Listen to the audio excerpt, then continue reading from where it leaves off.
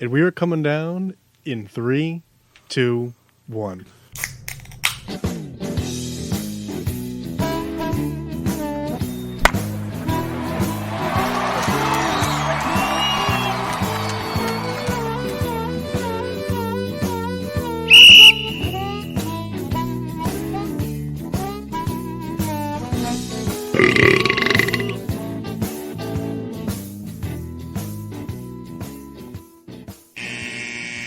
Welcome to Getting Sports with Drunk. I'm your hostess, Cupcake the Riddler, and I'm joined by Mark. Sheen Washington. No.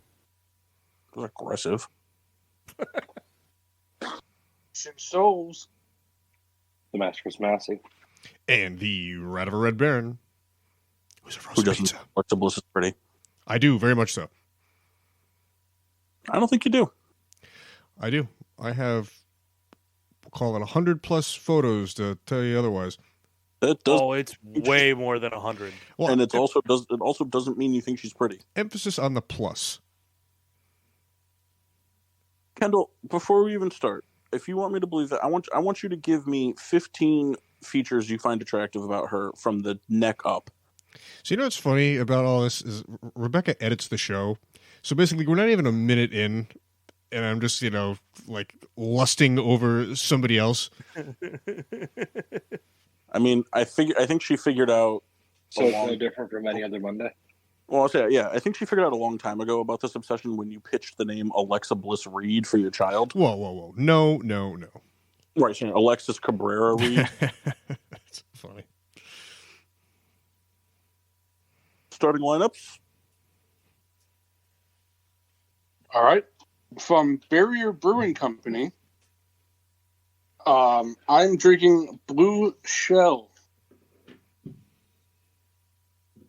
From Oceanside, New York. Is that like a reference to Mario Kart? Yeah, there's some Mario Kart shells on here. From Ocean Atlantic, Jersey City. Of North Carolina. Would you like to read the government warning on this? Please read it out loud. All right. According to the Surgeon General, women should not drink alcoholic beverages during pregnancy because of the risk of birth defects. I too started to not care. Consumption of alcoholic beverages impairs your ability to drive a car or operate machinery. It may cause health problems. You do not need to worry about that. This is just the unfunny fitness gram pacer test. I'm drinking a tequila sour. Ooh. I tell you Sour what, up. mark that down for things I didn't expect to hear today. Oh, we marked it, Mark. We marked it. Massey, did it come out of a can or did you make it? Made it. Nice. Sour Patch Kids? You know it. Yeah. Got to use the red, white, and blue ones, though. It's the watermelon slices. Do Those are pretty good, though. you guys want to hear Kendall get an erection? Yeah. I mean, not really. Guess what I learned how to do, Kendall? What's that?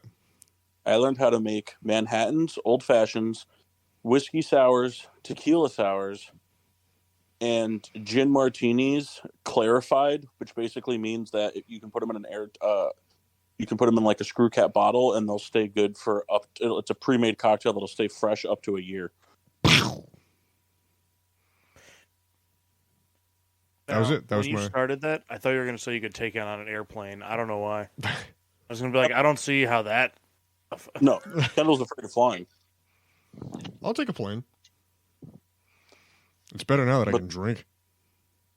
Well, you could always drink on a plane. Well, as a child, I mean, You I could guess I could, yes, but International waters. You don't even need that. You just need a parent with bad judgment skills. that's true. Mom, I want the crown. Wrong. Or one just falls asleep. It's the wrong parent to ask in that situation. It's true, but that's the first line of defense. No, you go, Dad, can I get a Kim Crawford? So I heard Massey's. Mock, do you have something? I have a sea hag. Fresh off a dry January. Yeah, Yep. a sea hag that could be from any time over the past 5 years. Pretty much. It It's was kind of in just, the garage. I'll say there's just kind of been like a weird rotation of Sea Hag 6-packs going in and out of your house. I have from the Riddler collection. I have Jameson the Cooper's Crows, a triple distilled Irish whiskey. The flavor of wood, skillfully crafted.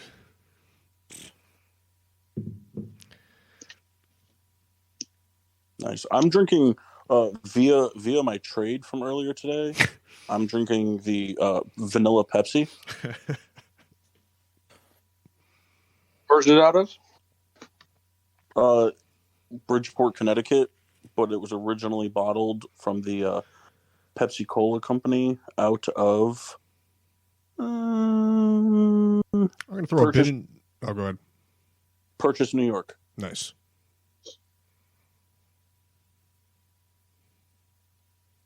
You Just know, think you work there, you just get to drink all the free Pepsi you want. hey man, I'm drinking all the free Pepsi I want right now. It's a good point. But I mean, after you run out, then it's not all you want. I mean, here's the thing. In theory, I can get access to enough wine where I could never pay for Pepsi again. It's a pretty baller move, actually. Eventually, Kendall's not going to like that trade. No. You're going to be like, all right, this was cool once, man. Can I have the wine? Well, you know what's really funny is like this is something that like I probably could have pitched to Kendall at any point. Like at any point, I could just bring a bunch of samples to one of my stores and trade them for 18 packs of High Life, and like Kendall could like theoretically never have to pay for High Life again. Would be pretty neat. Now I heard him get hard. You figure what's a 18 pack of High Life cost? Like $14 after tax and deposit. Yeah. Yeah, I mean that's 2 bottles of sweet red wine. I can get probably like 8 a month of like one type, and then like figure maybe like 12 types. So I could probably get I don't know like 18 packs of High Life a month for free. It's a pretty good gig. Yeah. It's funny. I was trying to figure. The problem was I was trying to figure out how much High Life I could actually get, but Samantha was getting really upset with coming home and finding me just dumping out 18 packs of beer in the sink every day. All right, we should move this on. is starting to stink. Yeah.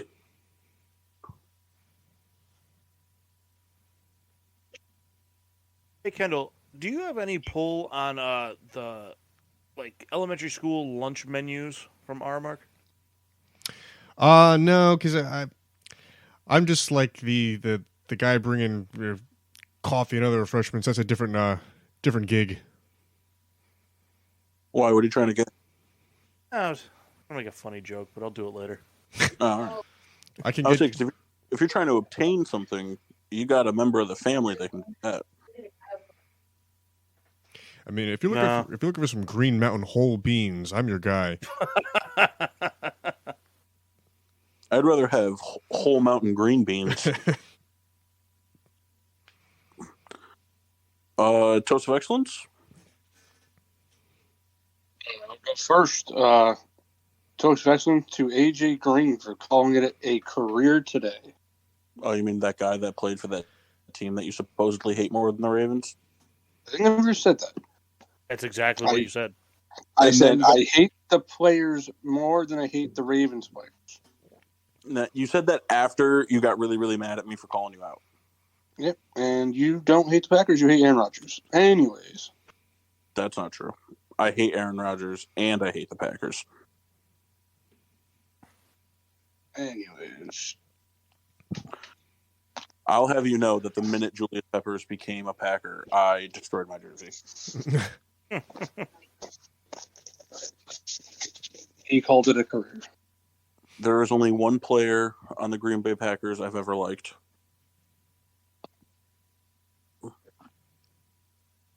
Who? Charles Woodson. It's a good guy to like. Craig Jennings. I think that video is better than actually Greg Jennings. Put the team on his.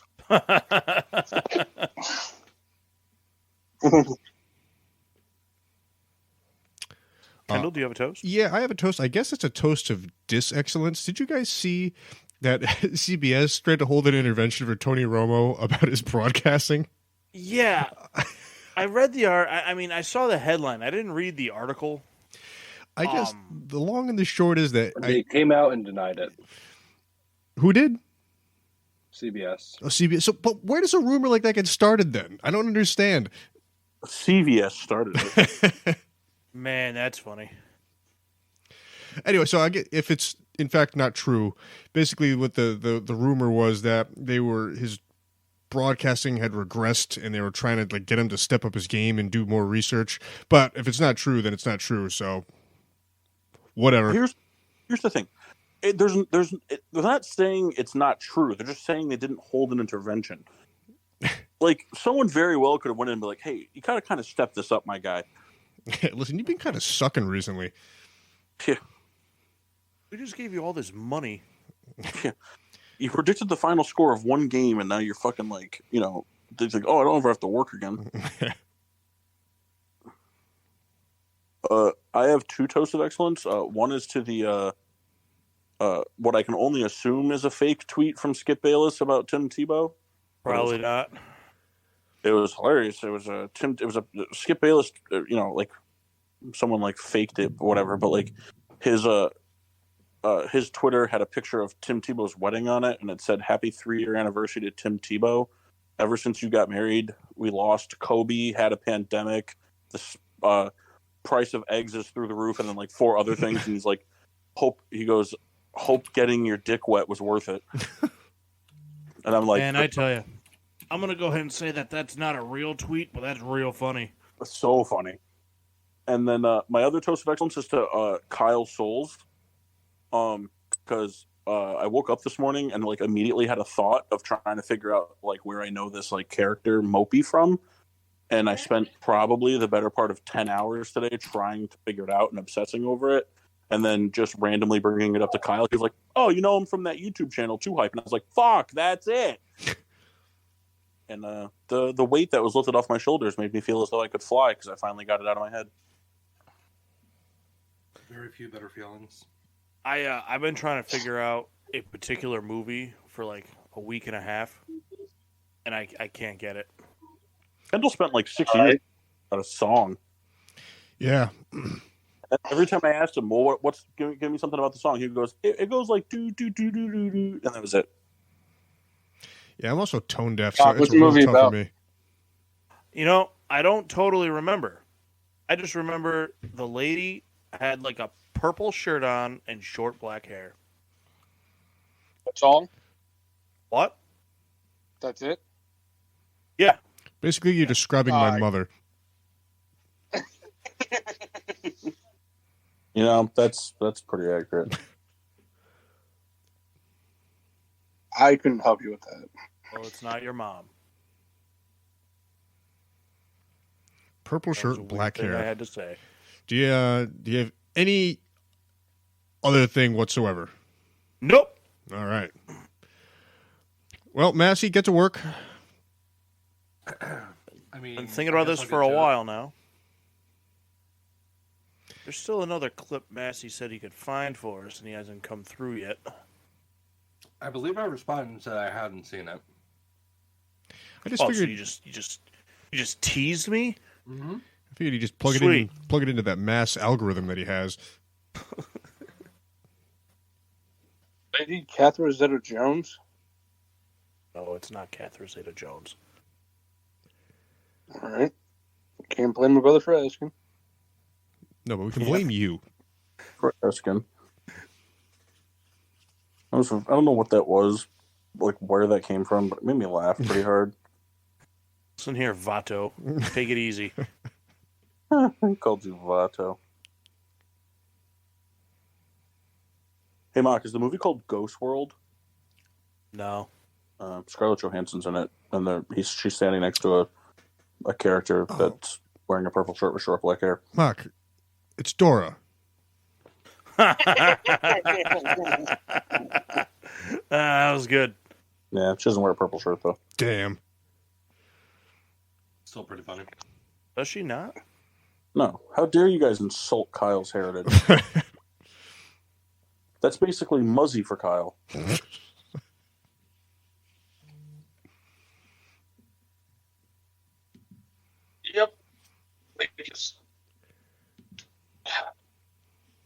Door, the Explorer. Jose. I'm cracking my beer. Massey didn't do his toast yet. Still cracking it.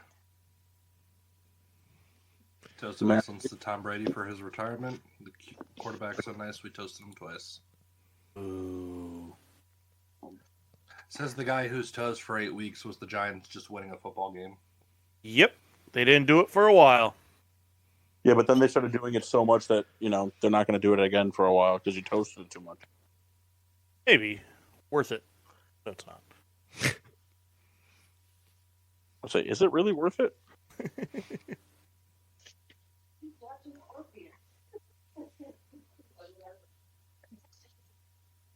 Oh, also, my other toast of excellence is to Jared Allen because his curling team beat the Olympic gold medal curling team.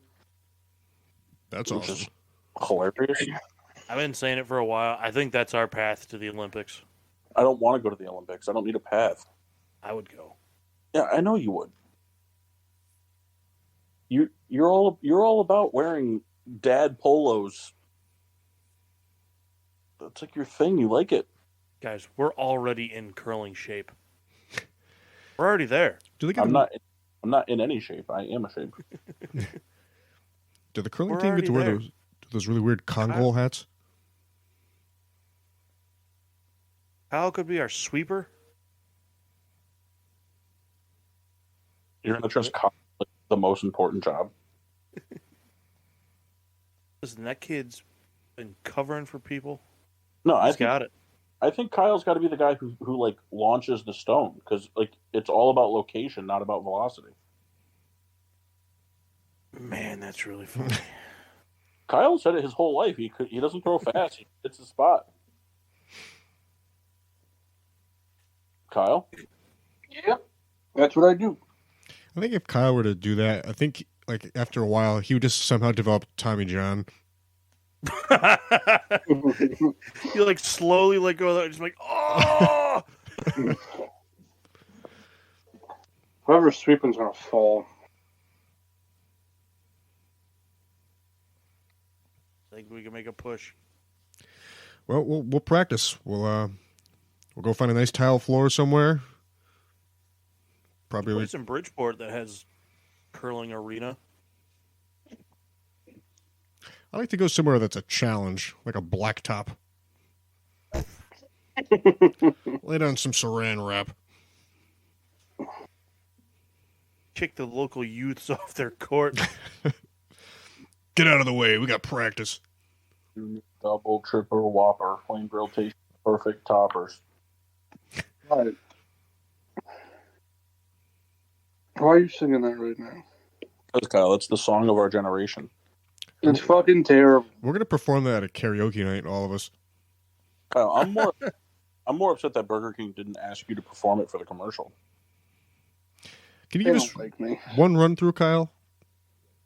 I don't know it. Come on. You watch I really cable? don't know it. Yeah, watch TV, but I turn off the commercial. Seems like a lot of work for 15 seconds. It's like, oh, the commercial's on. Let's turn off the TV. And just totally guess when they'll be done.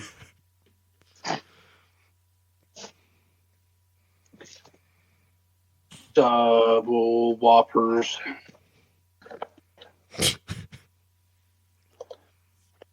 I saw an Instagram reel today. It was like, you see like these channels where it's just like people walking up to like, hey, and they ask them some dumb question. Mm-hmm. So this guy walks up to his he's like, hey, what's the most romantic song ever written? The guy's like, oh, it's got to be. And then he sings a Burger King song. Made me laugh pretty hard. That's funny. That's very funny. That's funny. Hey, you want to bang out my bracket just to close it out? Yeah, we'll bang out your bracket, and then we'll dive into the MLB stuff. All right. Kyle forced me to do. Fuck off. All right, we'll kind of do some somewhat rapid fire here. Watching your team in a close game versus someone using your phone. Lasagna. All right, we got one for lasagna. Can you repeat the question? I will second lasagna. All right, we got lasagna for the right in here. We got What was the question? watching your team in a close game versus someone using your phone. Or lasagna. Right, which is kind of we're running as the independent here. With someone using my phone. What is it, the anxiety thing? Yes. I don't know. I'll go with. I'm going to say the team in the close game. I'm gonna go with the using my phone thing because, like, if it, like, I don't know, it depends. Like, I don't know. I'm not gonna get anxiety about the White Sox being in a 1-run game in the bottom of the 9th in April. You know what I mean? Like, it's more indicative of, like, the kind of, like, when it's happening. Whereas, like, having, like, someone, especially, like, somebody I don't know very well, like, on my phone just kind of makes me nervous all the time. Lasagna.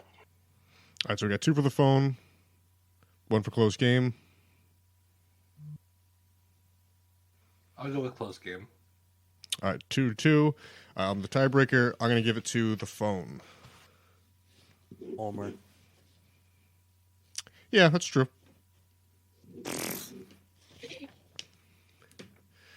All right. Then we got pooping at a party versus can't find your phone. Can't find my phone. Yeah. All right. I don't care about the party. Can't find the phone. Moves on. Okay. Then we got texting wrong person versus job interview. Job interview. Job interview. Yep. All right. Craig's family has texted me so much that I don't care about texting the wrong people. Well, it's them texting you. Yeah, but it made me easier. I think in the sense of, like, imagine you're sending a picture of your gray penis and it goes to your mother. That's fine. She's seen it before. Man, she would post it on Facebook so fast. Probably. My little boy.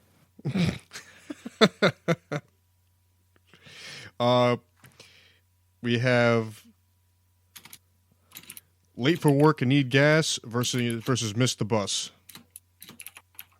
Neither one of them I give a shit about. I tell you, I pretty much do it once a week where I need gas and I'm like, I'll just go in the morning. And that's always the one morning where I'm, just running literally like 1 minute late. And you're just like, fuck. It's like, I better put in $6 worth of gas. Yeah. You ever put $2.50 in the gas tank? Oh, yeah. Just a quick splurt. Like, well, we'll take care of this on the way home. I just got to get there. Leaving work? Yeah, I'll do that tomorrow.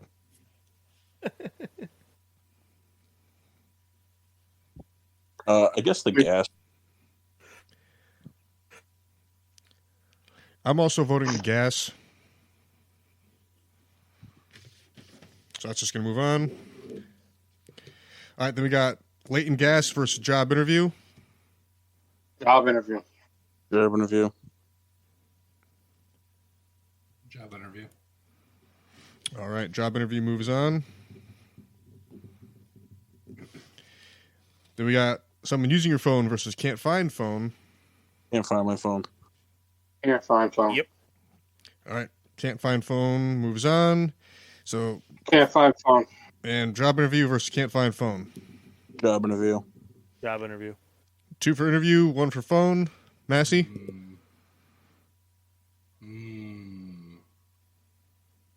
Kyle, you just said that because you haven't interviewed for a job since ever. I interview. I just don't do it. All right. And the GSWD 2023 Anxiety Draft, the job interview, was most voted. So there you have it. I did not prepare a guess the player for this week. I have one for next week because I didn't know how long the baseball thing was going to take. So No guess the player this week. That's okay. Can we just do? Man, I was totally going to guess the player. Can we just say a name and you just tell us that we're wrong, and then we'll move on? Yeah, sure. Bo Jackson? Wrong. All right. Kyle, your guess? Steve Smith from the Giants. Wrong. Massey, your guess? Sean Merriman. Wrong. Although his Instagram is hilarious. Have you guys ever seen his Instagram? No. No. He just posts videos of two people like fighting, and then it's a video of himself wearing his his sunglasses, and he pulls his sunglasses off and he goes, "Sign him up." Kind of funny. Mock, do you have a guess? Jay Cutler. Nailed it. Oh man. I tell you, I knew they would get it. He nailed it. No. Good on you, man. Take that, And Kindle. just remember, I liked Jay Cutler before smoking was cool. That'd be an awesome T-shirt. Yeah, I was thinking about this the other morning. How long is Coach Gruden going to stay where he's at? He'll be recovered. And does he have a MAGA hat now? Yes. Because I tell you, that will make me laugh. He has a MAGA hat and a Dak Prescott jersey. Hilarious. It will make me laugh. I'd be so pissed if it was secured on there.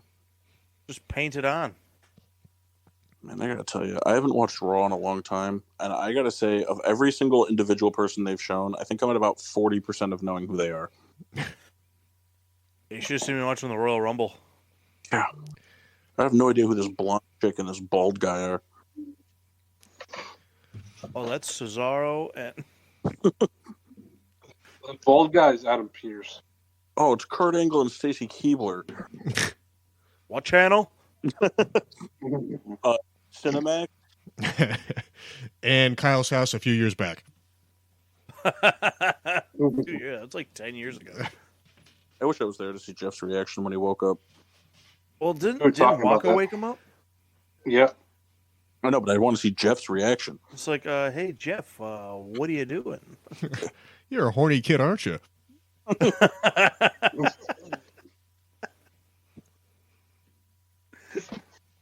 God damn, that's funny. You're a horny kid, aren't you? Like hands him like a diet Sunkist. You're a horny fuck, aren't you? Oh man, it's so funny. It's so funny. You know what's not funny? What's that? Poop. Poop's not funny. Whopper, whopper. All right, Kyle, explain to what we're doing. All right. So we have done. Wait, hold on. Yeah. What'd you, Take it back now, y'all. I thought I heard kind of. I did. Actually, that was my bad. So something to do while we're doing the segment. Remember we did a few times last year. We're going to kind of bring back doing some tasks. So during this time, and you could, text at the end. I'm going to be the judge. A piece of sports memorabilia that's important to you in any way. Could be, something, your team, anything like that. But a piece of sports memorabilia that you have in your possession, you're going to pitch it to me at the end as why you should receive a point. And I'll rank it 1 to 4. You kind of follow what I'm saying? Mm-hmm. Yeah. All right. So that's just something to keep in mind, because when we kind of wrap up this segment, we'll hit it on our closing segment.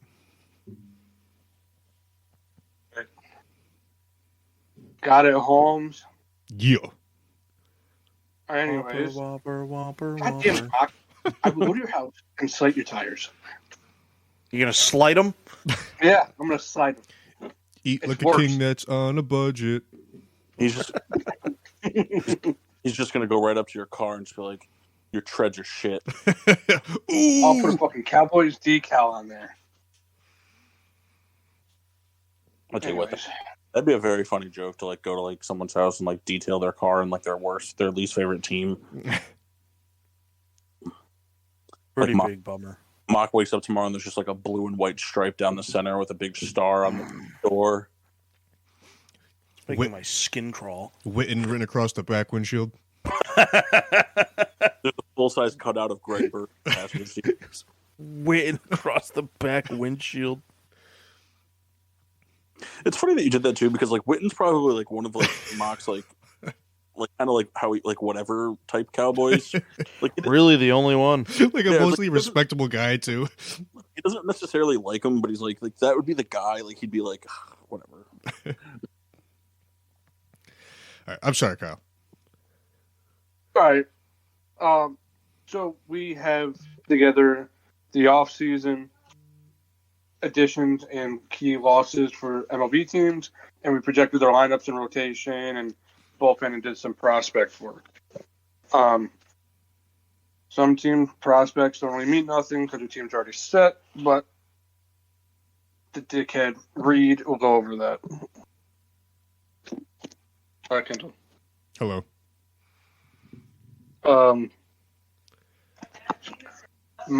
Paul has done the National League, and I did the American League. And then we're just going to talk about some things. Yep. So for my first National League team, the team I have winning it all this year, Whopper, double, triple. Sorry. Kyle, I don't really know how you want to do this. Like, do you want to just go back and forth? Yeah, we go back and forth. All right. I'm going to start in the AL West. All right. You can start wherever you want. All right. Do you want to go first or you want me to go first? Here, I'll go first. So I'm going to keep it kind of light and sweet for most of my teams, because not everybody kind of deserves a mega amount of spotlight. So we're going to start in the NL East. We're going to start with the Washington Nationals, most likely to finish last in the league.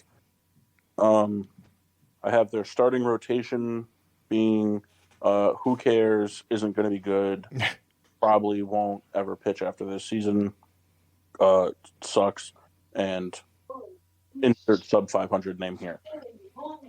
No, I have Josiah Gray, Patrick Corbin, Trevor Williams, Cade Cavalli, and Mackenzie Gore. Strasburg still hurt? Yes. What a waste of money. I mean, you can't really predict it. No, I know. Rotation's okay. What do you mean it's okay? They're young. The rotation's not okay. Patrick Corbin sucks. Oh, yes, he sucks. The other four are young. You don't know what you're going to get out of it. There's worse. Yeah, I think too. So that Cade Cavalli, I think he played a little bit last year. I don't know how much, but I think especially with the uncertainty with the injury, I think he'll probably be in this rotation for the most of the year, barring injury. But as a low guy at 4 or 5.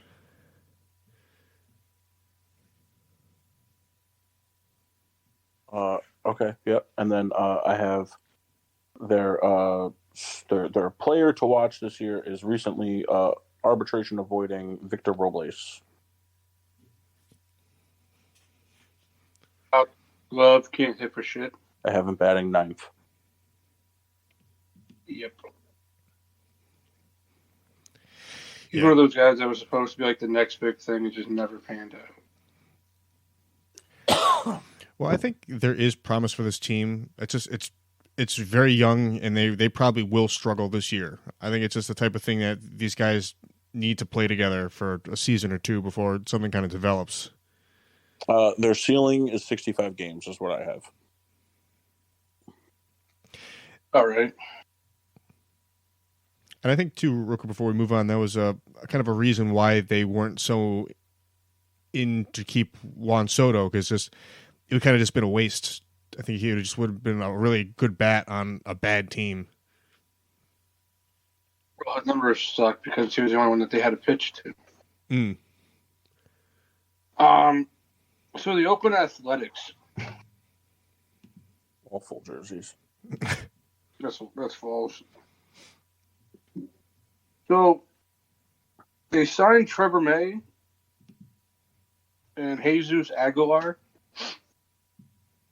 This team is going to be worse than the Nationals. No, they're not. I think they will be. No, you're wrong. They're 1 through 5 in rotation. There's Ken Wolchuk, Paul Blackburn, James Caprillion, Drew Vinchowski, and Shinichiro Funami, who's another guy that they signed in the offseason. He's kind of sucked. Pretty much for the Athletics, they need to let all their young kids play and fuck anybody that's over the age of 30. Yeah. Their ceiling is 62 wins, in my opinion. I think there's a lot of players that will, like Kenny said, that will come up this year. Across all positions, guys like Estuary, I can't even say his name, Estuary Ruiz, outfielder. Tyler Soderstrom, he's a catching prospect that we'll probably see this year. Zach Geloff, second baseman. Denzel Clark. Jordan Diaz played a little bit late last year at third base. I think we'll see him. There's a lot of young players. I think they'll be kind of like a rotating door in Oakland to kind of see what works. Even Vogt retired. Oh, yeah, the voter. And Paul's favorite player went to Japan. You know what I'm talking about, Paul? What? One of your favorite players went to Japan. Mm. Matt Davidson. They're going to say Pat Neshek. I know Japan's really big on the whole submarine thing. Rest in peace, Pearl Harbor. Oh. I said rest in peace. Mock, everything to say about those two squads? I think you guys hit all the points. Come on, give us your deep take on the Nationals bullpen. You know, they're a bullpen. Got a few guys in there slinging balls. They also have some guys throwing pitches. Yeah, you know, both sides of the aisle there. Both sides of the aisle. What is this, the fucking pasta section? I don't know.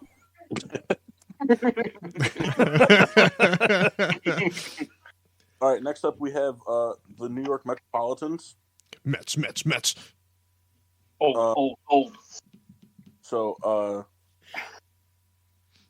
for the Metropolitans, they Jesus born, it's Jason Christ. Sorry, hold on. I have to find my note.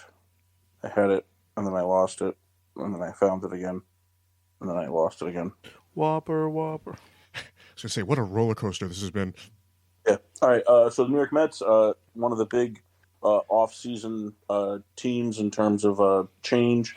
They lost Jacob deGrom, Chris Bassett, Tajiri Walker, to name a few.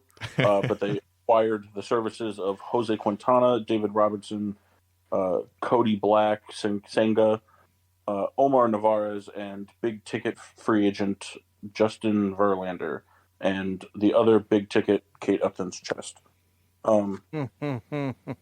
They re-signed Edwin Diaz and Brandon Nimmo. I was a big fan of this comment I saw when looking over their key additions. How can what was already one of the highest payrolls in baseball afford to give $425 million to Justin Verlander, Edwin Diaz, Brandon Nimmo, and Kodai Senga? Easy, not my problem to answer. So I have the projected rotation to be Verlander, Scherzer, Carrasco, Senga, Quintana. And then just because this is like a bigger team, I did a little bit I did the same level of deep dive for all of them, but I'll pay more attention to this one. I had their lineup. Kendall, feel free to chime in. Mm-hmm. Their lineup going Nimmo, Marte, Lindor, Alonso, McNeil, Vogelbach, Escobar, Narvaez, and Kana. Yeah. Mark Canna. I see that as well. I think the rotation is pretty much going to be what it is, with the exception of if there's injury. Like you said, this is an old team, and I think a lot of these guys have already kind of had the taste of the Mets injury bug from last year. So as far as like players we're going to see up, I don't think there's going to be like anybody outstanding or upstanding in the pitching department, because there's just enough people in the bullpen that has starting experience. As far as the lineup goes, I think there are some guys we're going to see up in pretty early on. Those guys being Francisco Alvarez. He's the top catching prospect for the Mets. He already had kind of the playoff run is when he was up. I expect him to kind of be a bench guy and soon probably an everyday starter very soon, early in the year. The outfield is kind of old, and I think there's going to be kind of like a rotating thing going on. Brett Beatty, he's a third baseman by trade, so he and Escobar may duke it out, but I think there may be a situation that some guys are going to be playing out of position, and maybe that could be a guy who will do something like that. Same deal with Mark Vientos, another third baseman by trade, but there's going to be, in my opinion, there's going to be a lot of guys kind of be playing out of position. Mark Canha is a great player. He's very smart, probably one of the smartest guys in baseball, but he's not he's not going to hit you 30 home runs. It's just not in his nature. Daniel Vogelbach. I projected him to hit 14. That sounds about right. In fact, roughly 248. Yeah, I mean, he's a very serviceable guy, but he's not going to tear up the score sheet. But those are a couple of guys I see being up in the lineup very soon. I'll have you know that I have Pete Alonso hitting 57 home runs. Wow. Yeah, that's including the home run derby, though. Yeah, that's fair. Those count towards the regular season anyway. I know. It's going to be really bad or really good. What'd you say, Kyle? The Mets could be. They're not going to be really bad. They're not going to be really bad. The Mets aren't going to be really bad. They're either going to be exactly what they were last year, or they're going to be unstoppable. I don't know. I just other than ridiculous injuries, which you can't equate to them being bad because it's injuries. Other than a bunch of injuries, I can't see them not making the playoffs like last year. Right? They'll make it one way or another. I agree. All right. Got the Seattle Mariners. They did a lot of work this offseason, like they do every offseason. They brought in AJ Pollock, Colton Wong, and Teoscar Hernandez to bulk up their lineup. They also brought in Tommy Listella, another one of Paul's favorite players. They did lose Mitch Haniger, though. That guy broke the all-time hit in the show. They lost some key bullpen pieces, but I think they're trying to pitch deep into games with the rotation of Luis Castillo, Logan Gilbert, Robbie Ray, George Kirby, and Marco Gonzalez. Probably one of the best rotations in baseball. And then you have Julio Rodriguez, Ty France, Eugenio Suarez, Teoscar Hernandez, Colton Wong, Cal Raleigh, J.P. Crawford, A.J. Pollock, and Jared Kelenic. Pretty good from 1 to 8. Jared Kelenic is a question mark still. Supposed to be the next big thing and has not batted over 200 yet. Mariners could be very dangerous this year. They got the taste of the postseason for the first time in a long time. They added to the lineup. They made it stronger. I personally predict the Mariners to win the division this year. Yeah, I think as far as the lineup goes, it's pretty much in lock. I don't really see anybody coming up as a position player this year for them. Especially like you said, it's a team they just cracked in the postseason. I think they kind of want to keep that mojo going. I guess, I don't know, Kai, would you agree that their bullpen is their weakest part of their team? Yeah, but even if it is, it's still a good bullpen. Yeah, The Mariners, okay. They're pretty good all over.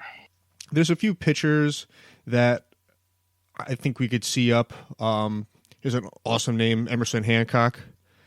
And there's guys too that, even in the minors, if they have starting experience, they don't really lose anything by just going into the bullpen. So guys like him, Bryce Miller, Prelana Baroa, these are pitching prospects that I think we'll probably see at this year, probably before the All-Star break. That would be my guess. But as far as offense, I think it's going to be kind of just as we see what the projected lineup's going to be. The key thing, though, is that they got Colton Wong because of the no-shift rule. A lot of teams are going to need more range at short and second in order to not make plays, but to prevent more ball from going for singles and doubles. Yeah. And the no shit rule goes into effect this year, so a lot of teams are going to have taken a step back. They're not going to be giving it the same way they were. Oh, it's very funny. What's very funny? What's really funny is the Miami Marlins front office, because they're cheeks. That's a great segue. Thanks, man. This was their off season. Nothing. They didn't do anything. They signed no one. They extended nobody. They just didn't. They didn't do anything. They made some minor league trades. It's about it. So another team that's not really worth a whole lot of time, but has some names. They did manage their starting rotation on my projections here is Sandy Alcantara, Jesus Luzardo, Johnny Cueto, Edward Cabrera, and Trevor Rogers. It's Ed Bliss, actually. Dick. And then, their lineup, I guess, if I don't know, just Luis Ariz and Gene Segura at the top, and then Avisail Garcia and Jorge Soler somewhere in the middle. Kind of, who cares? Yeah, it's a team that for sure their starting pitching is the only bright spot. It's a very whatever lineup that all those guys are probably gonna hit in. I don't know, the 260 range. The Marlins are one of those teams that, unlike the Nationals, because the Nationals are just bad, the Marlins are one of those teams that might actually benefit from the new rule change, which is going to ruin MLB baseball for a lot of people this year. Because MLB is stupid, and they changed the format of the schedule because they're dumb, stupid idiots that deserve to all be shot in the fucking face. I'm sorry, but baseball is not a national sport. It never has been a national sport. It's a local sport. Baseball is a local sport. Baseball has, more baseball teams have, deals with local television networks than any other sport. And the MLB this year, for those who don't know, decided that they're going to make it so that every team has to play every team in the league, which means in order to make room for that, they're taking away divisional matchups. I think each team is only playing each other in their division 9 times. Yeah, I don't like that. Which is stupid. It's dumb. Why the fuck? Like, no offense, but like, why do I like if I live, or I do live in New England? Say if I live in New England, but living in New England, I'm not a fan of any New England teams or New York teams. But if I were, why do I want to sacrifice as a Boston Red Sox fan? Why do I want to subscribe to seeing the Red Sox have to play the Marlins and the Brewers this year instead of seeing them play the Yankees 6 more times? Yeah. It's dumb, but the Marlins, because of their pitching rotation, are a team that could get an extra, 10 or 12 wins out of it because they'll play shitty AL teams that they wouldn't get to see, and that will come at the cost of having to not play an additional 18 games against the Braves, Mets, and Phillies. So, those 18 games, which realistically could very well be, 5-13, they could go 500 against the bad AL teams they're going to play now. I agree. But it's just ruining the sport. Just to move this along, a couple guys we might see up this year for the Marlins. Joey Wendell, he can kind of move around. He can play a few positions, especially in the infield. So guys like Jordan Groshans, who was up last year, he's shortstop by trade. We could possibly see him in the mix. Peyton Burdick, he played a little last year. He's an outfielder. We might see him. Pitchers like Jake Eater and Dax Fulton, we may see up in the bullpen. But it's going to be interesting because it's a team that really doesn't have a lot going for them other than the pitching. So we'll see. Point out that the Marlins were really bad defensively last year, and they're just making it worse this year. They're playing people out of position, moving Jazz Chisholm to center field, Gene Segura to third base. Just stupid shit. Play people at their strengths. We got the Texas Rangers. They just added rotation. They got DeGrom. They got Nathan Eovaldi, and they got Andrew Heaney. So a team that had a really bad rotation last year, on paper, it looks pretty good. DeGrom, Martin Perez, John Gray, Nathan Eovaldi, and Andrew Heaney. The lineup is pretty much the same as last year when they spent $500 million on their middle infield. Corey Seager, Marcus Semien. Their bullpen's still really fucking terrible.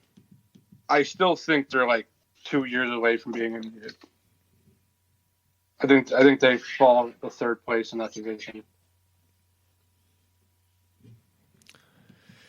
Maybe further when DeGrom doesn't start. Yeah. Yep.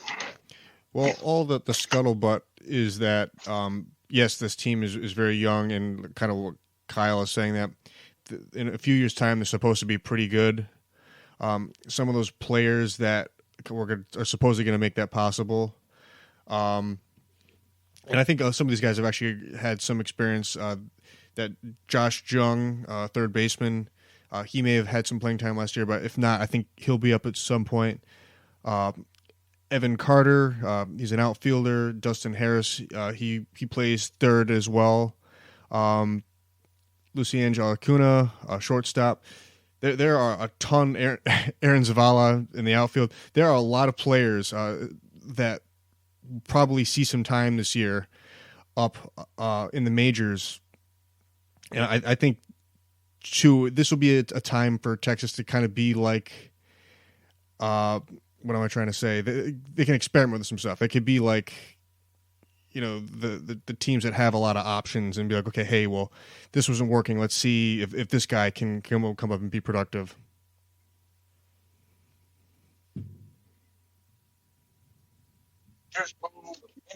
Are middle of the pack, and they will be for a long time. Right, Michael? So I'm trying to figure out some internet issues here. So up next in the NL East, I have the fighting Philadelphia Phillies. Just another dog shit team.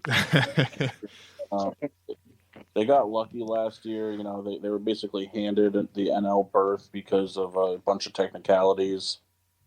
You know, anybody will tell you that, you know, Bryce Harper was an overrated piece of garbage as a national, but is awesome as a. No, I'm just kidding. They had a pretty big free agency. They took away starting pitching from the Mets by getting Tajiri Walker. They brought in Matt Strahm and big shortstop Trey Turner, who looks like a 4-year-old boy. They lost Kyle Gibson, David Robertson, Noah Syndergaard, Brad Hand, and Zach Eflin in free agency. And then, they went out and they went out and spent a lot of money on some things that they needed and some things that they didn't. That's what the Phillies do. They like to make a big splash where they need and then kind of pepper in some shit they didn't. Right, Kyle? Yeah, they also got Craig Kimbrell, and they also acquired Gregory Soto from the Tigers. Yeah, both those guys suck, so that's why they weren't mentioned. They're all right. Yeah, Craig Kimbrell's been garbage since he left the Cubs. Yeah. I have their projected rotation to be Aaron Nola, Zach Wheeler, Tajiri Walker, Ranger Suarez, and Bailey Falter. Yep. And then their starting lineup, as projected by me, diehard Phillies fan, Trey Turner batting leadoff.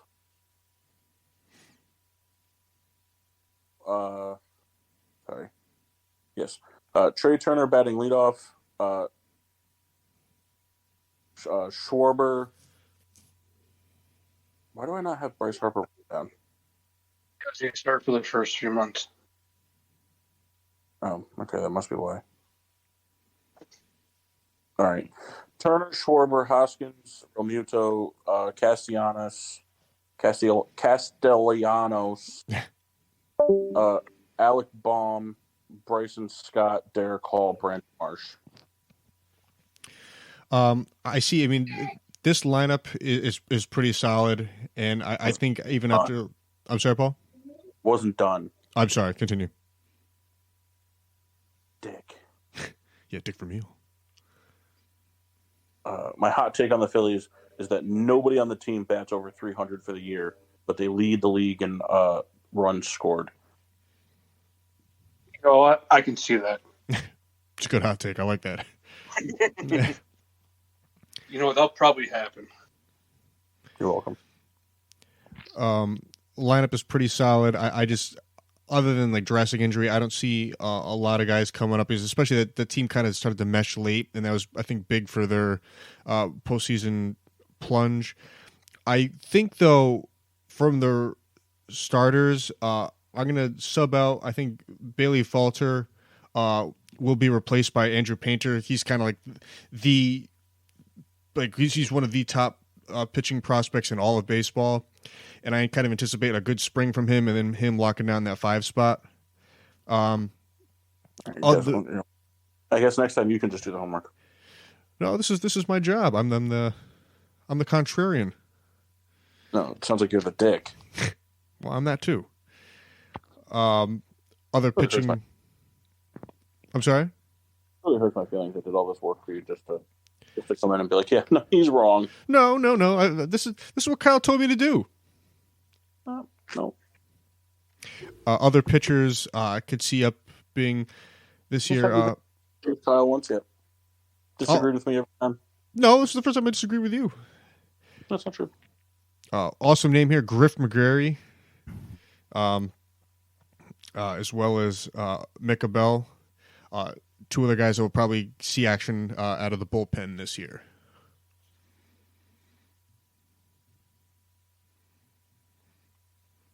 Sorry, Carmelo's in the TV and doesn't look that bad.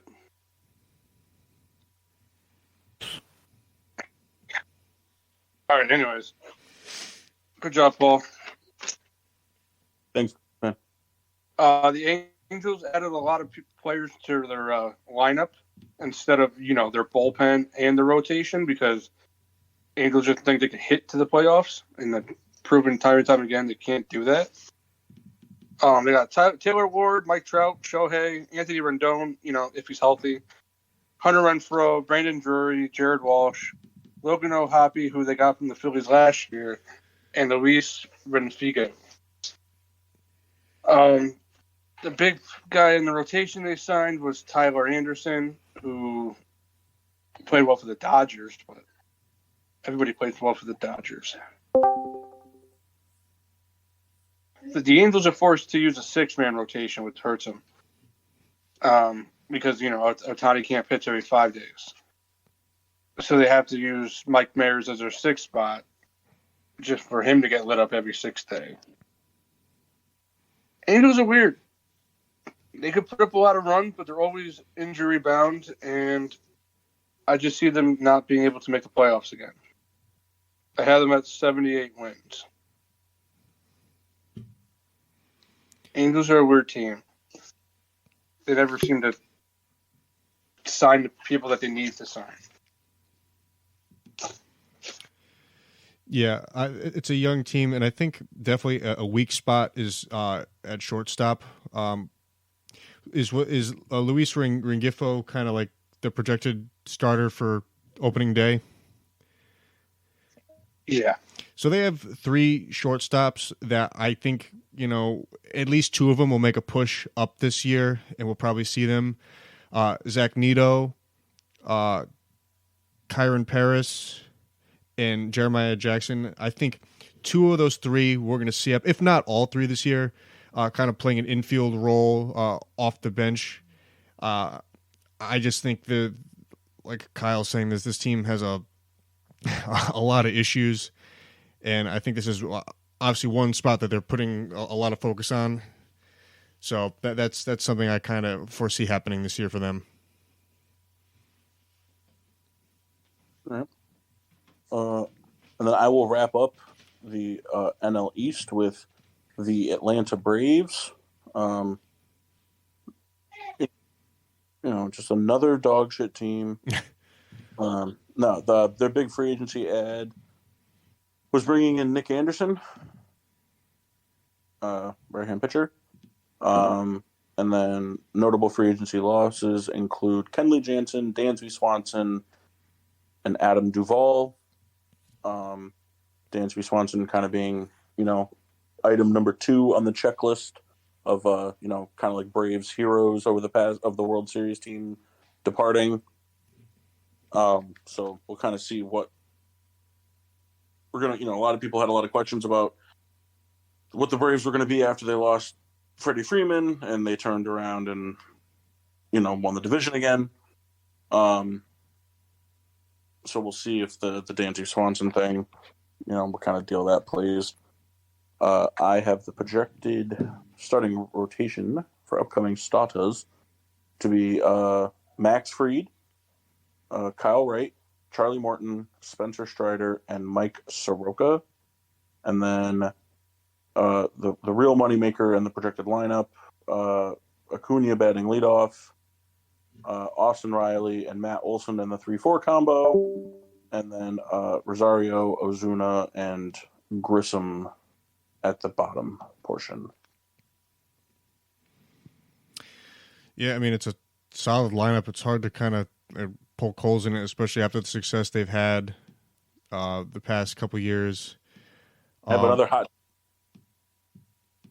I have their lineup specifically 1 through 6. Acuna, Harris, Riley, Olson, Murphy, and Albies. I project all of them break 25 home runs. All 6 of them. Wow. Braves are never bad. Well, I mean, they were bad for a while. Yeah, but they did it. But their rebuild was 2 or 3 years. And then they got now they do nothing but win a division again. I think for the Braves too, there's really only one player, or maybe two pitchers that are possibly projected to be up this year. The main guy would be Jared Schuster. Bring back Chipper. Bring back Chipper is right. Yeah, I think Schuster would probably be the guy to, be up. I don't know what their plan would be with him. Just throw him in a rotation, see what happens. Just because it's, there's some kind of question marks like the Charlie Morton stuff like that. I don't know like what the long-term plan for him is, if there is one. So that's somebody who could possibly be replaced. So that would be somebody to look for. Yeah, the Braves could easily win the division again. They're always solid. They signed all their guys to like long-year deals, so we had to deal with all of them for a long time. Michael Harris and Austin Riley. Pretty fucking annoying. Yeah. Paul, you have an answer to my question I asked you in the beginning of the week? I mean, the only thing I could really think about is that it's never good to lose. Anything. No. I mean, if I had to take a get, you want to ask the question so that people don't know what. Yeah. So Max Fried lost his arbitration hearing, which is insane to me. And I asked Paul, why do you think that could be a bad thing for Atlanta? For Atlanta? Yeah. Oh, I thought you asked for Max Fried. No, for Atlanta. Well, then I don't have an answer. The reason I think it. Oh, well, sorry. I'll just give a go. The reason I think it's bad for Max Fried is because he has to go through the arbitration process again one more time before he becomes a free agent. So like having lost, if he were to, go out and not have this another great season, or take a fall off, it could further the gap between what he thinks he's worth versus what the Braves think he's worth. I guess if I had to guess why it would be bad for the Braves, it would be that he's going to go through the arbitration process again, and win or lose, it's going to either completely fracture their relationship, and they're not going to be able to get a deal done, or if they are going to get a deal done, it's going to cost them a whole lot more money now. That's what I was thinking as well. I think because he lost, it's going to equal out to the Braves having to trade him. For Freddie? The guy can't pitch much better. For Freddie fucking Freeman. Yeah, it'd be pretty fucking bullshit. I'm telling you, man. No, they're going to trade him for whatchamacallit. Juan Soto. No, they're going to trade him for Bryce Harper. He's going to do the NL East tour. And then finally, I have the Houston Astros. And their lineup just got better. They re-signed Michael Brantley. They brought in Jose Abreu. He's a major upgrade over Yureli Gurriel and Trey Mancini. They brought back Martin Maldonado. He means nothing offensively, but means the world defensively. Yes, they lost Justin Verlander, but Framber Valdez and Christian Javier were lights out in the fucking postseason. So, if they can continue their success, the hurt for the loss of Verlander won't be as great. And they have considered probably the best bullpen in baseball. Ryan Presley, Brian Abreu, Rafael Montero. Anybody they plug in just always seems to succeed. Yeah, Houston. Go ahead. No, I do have the Astros falling a couple games short to the Mariners, though. Just before Kendall goes, Kyle, I'm just giving you the option on how you want to approach this. At the speed we're going, there's no way we're going to finish the other 20 teams. Yeah. So we can either kind of speed up like the not so important teams, and keep like points to a minimum, or we can just, we can like do it in like half and like do the other half next week. But I just want to give you the option now because we're not going to finish all 20 teams that are left if we keep going at this pace. If you want, you could drop my part too if you want. If you just want to, guys want to. Well, you can chime in. I'm saying but maybe for example, when we get to the next division, there's not a whole lot we need to talk about the Cincinnati Reds. Yeah. We can go quicker. I'll just say real quick, with Maldonado having surgery in the offseason, I think that there's a chance that he may not be 100%. So keep an eye out for a catching prospect, Corey Lee, as well as Yainer Diaz, who actually played a little bit last year. So I think that he may be Yainer Diaz that is may be in to possibly start the season. You don't have to talk frantically. Oh, I'm frantic, man. Yeah, clearly. All right, so I'm going to move on to the NL Central.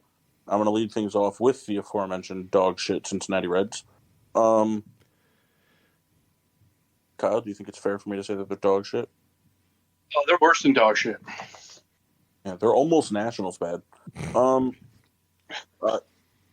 They lost Donovan Solano and Mike Minor to free agency, and they brought in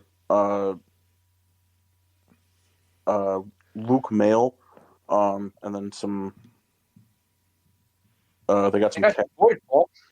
Pirates. They brought in your boy. Huh? They brought in one of your boys. Who, Mike Minor? No, they brought in Will Myers. Oh, did they? I missed that. Yeah. Yeah, whatever. Yeah. The Reds are just it's simple. The Reds are just they're right in they're fucking thigh deep in rebuild right now.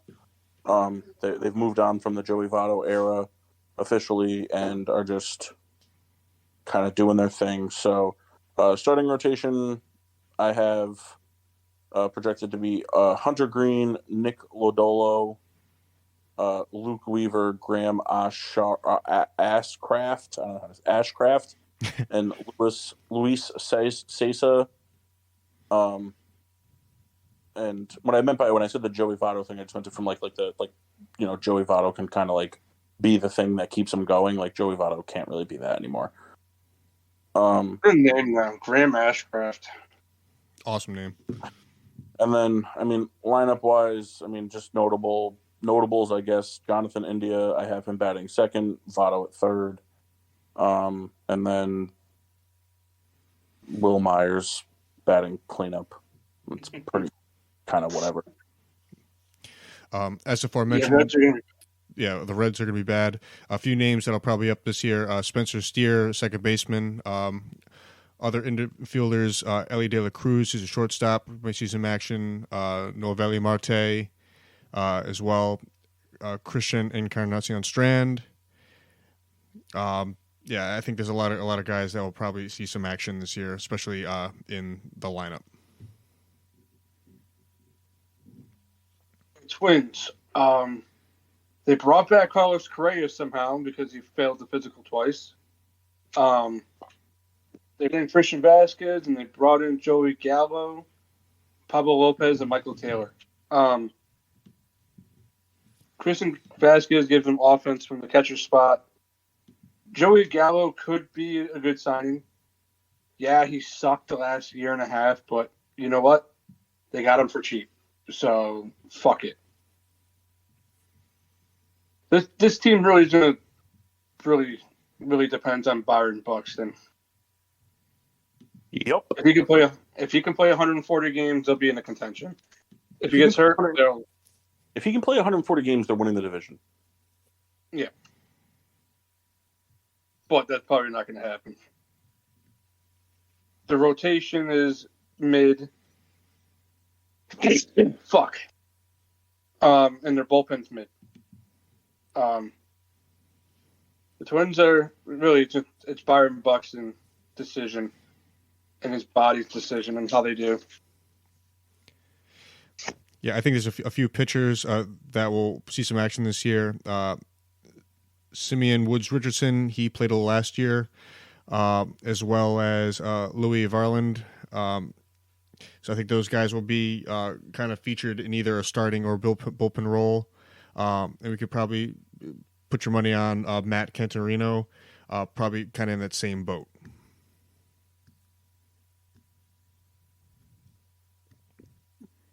Moving on within the NL Central, we'll move on to the Milwaukee. It's my turn, right? Yes. Okay. Milwaukee Brewers. They have my Can you real hear me boy, now? Kyle. The mass? Can you hear me now? Oh, Mock? No, Mass. I hear the mass. We kind of. Fucking finally. You sound like you're smoking a pack a day right now, though. I am. Oh, all right. Well, then you're good.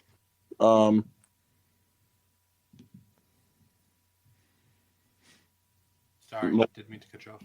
No, you're good. Milwaukee Brewers. Not really a lot of notable free agent grabs, free agent losses. They lost Taylor Rogers, Brad Boxberger, Omar Narvaez, and they lost Andrew McCutchen, which we'll get to later. But the Brewers starting rotation, I have it going Corbin Burns, the man, the myth, the legend, Brandon Woodruff, Eric Lauer, Freddie Peralta, and Wade Miley. And then their lineup, I got Yelich, guy who kind of fell off hard, Christian Yelich batting leadoff. I got Rowdy Tellez and William Contreras in the middle with Jesse Winker batting cleanup, and Garrett Mitchell and Tyrone Taylor, the outfield combo, to finish out the lineup. Garrett Mitchell. Yeah. Oh, go ahead, Kyle. No, go ahead. Garrett Mitchell definitely earned himself a spot. I think there will kind of be a four-man outfield for sure. Some guys I think it possible we could see up as well. Sal Frelick, Joey Weimer, and Jackson Churio. Those are three outfielders that are pretty close to being up anyway, so I think we'll see them this year. Yeah, the Brewers are they got very strong rotation, and their lineup's very weak. And it's safe to say we're not going to see the Christian Yelich of a couple years ago. So, yeah, so it's like they're going to battle for, because the division's so bad, they're going to battle for a division win just because of the rotation. In my eyes. Next, I got the biggest disappointment of 2022, the Detroit Tigers. They were fucking terrible last year.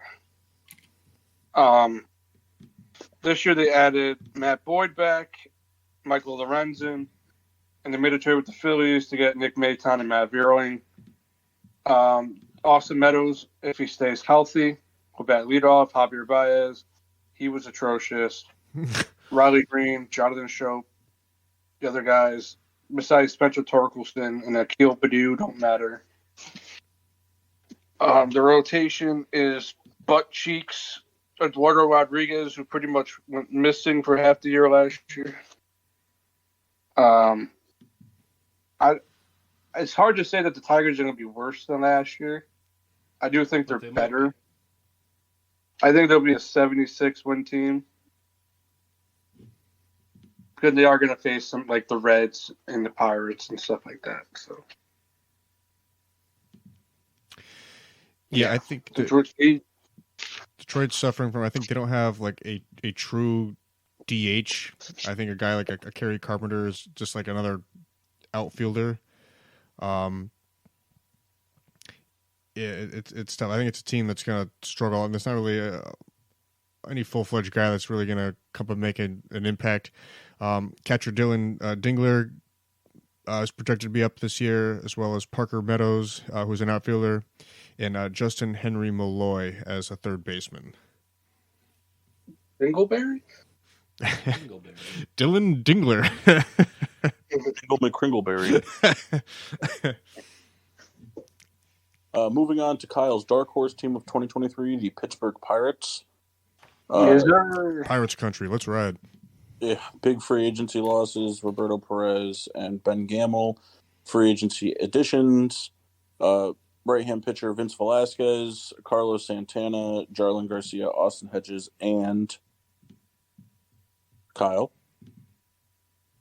Drew McCutchen. They brought back the homegrown kid, Andrew McCutchen, for his Twilight season. If you've ever needed more proof for a third-place finish, there you go. Ironically, though, I do have McCutchen batting cleanup at fifth. O'Neill Cruz to bat leadoff with Brian Reynolds, Cabrian Hayes, and G-Man Choi to round out the top four of the rotation, or with the lineup. And then the rotation, I have Roansy Contreras, Rich Hill, Mitch Keller, Vince Velasquez, and Jonathan Brubaker. Like, the rotation isn't great, but they'll eat a lot of innings. And I just think there's so much more to that lineup than there was last year. Well, I think too. I think Vince Velasquez, by no stretch is a reliable arm, but I think that he was in his 1 year stretch in Chicago last year. I think that he showed signs of having the ability to kind of break the mold that was formed around him when he was in Philadelphia. Not that it was Philadelphia's fault, but he kind of just fell into a rut there. And last year was the first year that the Phillies kind of were like meeting expectations. And he wasn't really there for it. When he was there, even though he wasn't always pitching great, there were definitely a lot of games where like he wasn't pitching bad and there was no run support to help.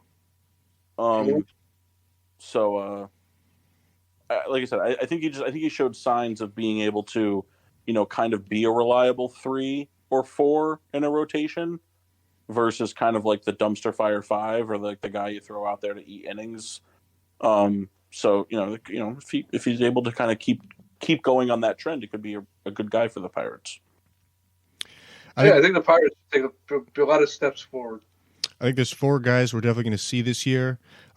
Ji-Won Bae, infielder, he played last year, so I think we'll see him up playing second. And so it'll be the G-Man Choi, Ji-Won Bae connection. Then I think we'll see Endy Rodriguez, who's your classic catcher, second baseman, outfielder. I think that'll have a good utility guy. Henry Davis, who's a catcher by trade. I think he'll just be another option for behind Austin Hedges. And lastly, was where'd he go? Luis Piguero, who's a shortstop. Barring that O'Neill Cruz doesn't take any steps back. Oh, he's not a good defender. But he's tall and fast. He is tall and fast. He's better defender than most of us in this chat. Yeah, true. But we're talking MLB mass. That's fair. Paul, we'll finish out this division and then these divisions, and we'll do the next one next week. Sound good? Yeah, whatever you want to do. Yeah. Then we got Paul's 15th favorite team in baseball, the Kansas City Royals. That's far too high. He only hates one guy. Bills. What was that? I do dislike the Royals. Good. The Royals, I would say, are probably like my 13th most hated team in the AL, or third most hated. Why is that? Well, because they're like a division rival. So like my four most hated teams are the 4 teams in my division. So they would finish third of 4. It's just how it is in baseball. You don't hate the White Sox more? No, I don't hate the White Sox more than I hate the Royals. Fair. Do you hate the Rams more than the Tigers? Yeah. Fuck the Tigers, though. They can fucking die. If Sal Perez ever went to the Tigers, I think I would fucking blow up Detroit. What?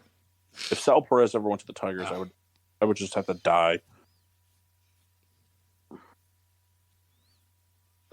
So the Royals were one of the teams that made me keep fucking having to redo this. So now they're a 50-win team. Kyle says so. The end. So they brought in 3 starting pitchers: Jordan Lyles, Ryan Yarbrough, and Zach Greinke. Yep, Hey, he's back, folks. Kyle, not to cut you off, not to be rude, I just want to make Kendall laugh real quick. Hey, Kendall, you know Otis from WWE? Mm-hmm. Doesn't he kind of remind you of like the Pillsbury Doughboy and Shrek had a baby? That's perfect. Like just the scowl he has with how fat he is. Yeah. Oh, yeah. All right, Kyle, go ahead. Sorry. Yeah, Zach Greinke's back. So their rotation is Jordan Lyles, Brady Singer, Ryan Yarbrough, Brad Keller, and Zach Greinke. Is Zach Greinke the They're guy? gonna get. Is Zach Greinke the guy that was like during like the pandemic would like sit in like the stands away from the entire team? Yeah. Yeah, he's like a weird dude, right? Real weird guy. Yeah. Kendra watched the video about it the other day. I had no idea about him. I just thought he was like a regular guy. Totally opposite. Yeah, he's a weird fucking dude. He did say something funny the other day. He said he had more hits in the World Series than the Yankees do in the last decade. So their projected lineup, there's only like a couple people to talk about. Their leadoff hitter is supposed to be their catcher, MJ Melendez. And then Bobby Witt Jr. and Sal Perez batting third. Oh, they also brought in Aroldis Chapman. Forgot about that. They're going to suck. The end. Yeah. It's going to be a bad team. I think the only guy really of note who's already up is Drew Waters in the outfield. He'll be a bottom of the lineup guy. We could see a few infielders, Michael Garcia and Nick Lofton, who are both shortstops by trade. I guess that's kind of barring I mean, Bobby Witt is the guy, but I don't know if those guys could play other spots in the infield or just come off the bench. Maybe that's their plan. There's not really any major. There's a few pitching prospects: TJ Sakema and Asalasi, who I guess are projected to be up this year. I guess we'll see. I don't know who just said. You know, Asalasi. But I think they just signed Aroldis Chapman, hoping he's good and they could trade him at the deadline. Oh man, Kendall, you watching Raw? No, I'm downstairs in the dungeon. Oh, that's right. MVP just tried to run up the steps and fell. Oh, poor guy. I saw that ball. Yeah, we need MVP and JBL to have a match as manager. All right, moving to the NL side of the Central. We're going to go to the Chicago Cubs, a team that decided that they were going to give up on the rebuild just as fast as they went into one. I think it's a pretty good description. Yeah. Yeah, they brought in a lot of people. Yeah, over the last couple of years, we kind of saw them dismantle the curse-breaking World Series team, with the final piece of that going away in free agency this year with the loss of Wilson Contreras. They also lost Wade Miley and Jason Hayward, but they brought in Jamison Taillon, Brad Boxberger, Cody Bellinger, and Dansby Swanson. Kind of before the Swanson, it really wasn't looking like it was going to work, be that great of an offseason for them. But Dansby Swanson kind of drew them up. Oh, and they also re-signed Drew Smiley, I believe. They got Eric Hosmer. Huh? They brought in Eric Hosmer. Yeah, but he sucks. He's not getting paid nothing from them, so who cares? True. Yeah, that's true. You're right. You're right. Starting rotation, I have Marcus Stroman, Jamison Taillon, Drew Smiley, Justin Steele, and Keegan Thompson. So some kind of proving type stuff there to happen still. And then lineup wise, I've got Nico Horner leading off with Swanson, Happ, Suzuki, Hosmer, Mancini, Bellinger, Morel, and Tucker Barnhart rounding it out. They could be okay.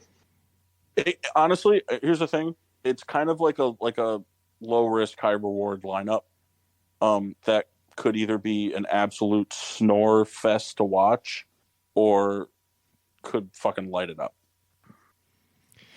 Yeah, Because there's a bunch of guys in there that we know have pop, but it's just kind of like a matter of how good they're going to be. it's a solid lineup. I guess if you were to find a weak spot to poke in, it would possibly be outside of Cody Bellinger, the outfield, of which there's a few guys waiting in the wings that will probably come up this year. Pete Crow Armstrong, former Mets player, Brennan Davis, Alexander Canario, all outfielders that I think will see some action this year. Easily fight for the 2 seed if everything goes right. So you heard it here first. Get your Pete Crow Armstrong jerseys today. Oh, well. And then we got Paul's favorite squad. I The thought we were- Chicago. I thought we weren't doing the AL West or the AL East. I'm not doing it at least. Oh, well, then you're not doing my favorite team. Oh, sorry. We Huge. got the Chicago Whites. Yep. They brought in Andrew Benintendi in the richest contract in White Sox history. Which was Which which is like not even that big of a contract by MLB standards. Mike Clevenger, who's probably going to jail. Yep. So far, They got they got a couple of minor league guys that I mentioned. Not minor league guys. We got guys that signed for minor league deals. They brought in Hanser Alberto because they have a hole at second base. And they brought back Billy Hamilton. Wait, did they? Yep. Miss that. Man, He's a guy that can, dude, Billy he's a Hamilton. Billy Hamilton, for some reason, as a White Sox, big home run guy.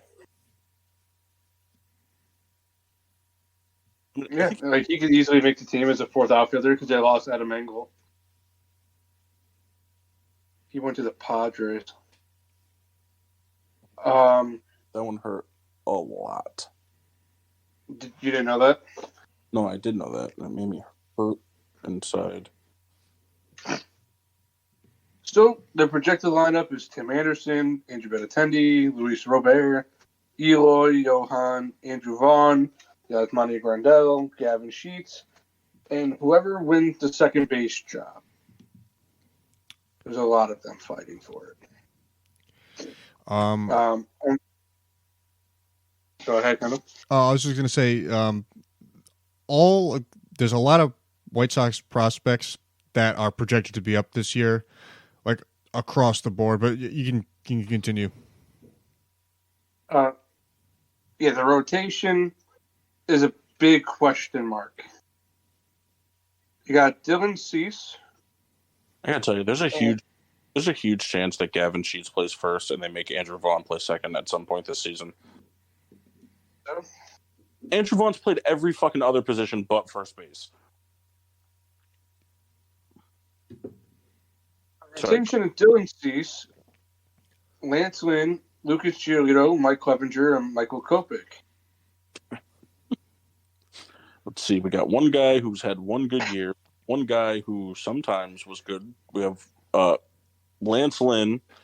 We got future inmate and guy that can only throw fastballs. Yeah, hoping that they catch fire again. We got Giolito, the king of the dick high change, and then we got Michael Kopech, 96-mile-an-hour fastball, just a bit outside. Yeah. And unfortunately, Liam Kendricks is fighting cancer, right? Yeah, I don't have no idea. I haven't looked into, when the original report dropped, there was very, very high doubts he's ready for the start of the season, but it wasn't ruled out. I haven't looked at it since, so I would assume he's not going to be playing before the All-Star break. And at some point, they'll get Garrett Crochet back, and Kendall Graveman's still a good bullpen pitcher. Hopefully, Aaron Bummer cannot suck it this year. Same thing with Joe Kelly. So I'll just make mention of all the guys because of the questions at pitching. 2 guys that I think we'll see up, Christian Mena and Norgay Vera, both right-hand pitchers. I think they Yogi Berra. Norge Vera. I think it's how you pronounce it. Norge Vera. I think both kind of guys that are bullpen guys by trade, but worst comes to worst, see if they can stretch those innings. Give me Bennett Sousa. Sold. That's what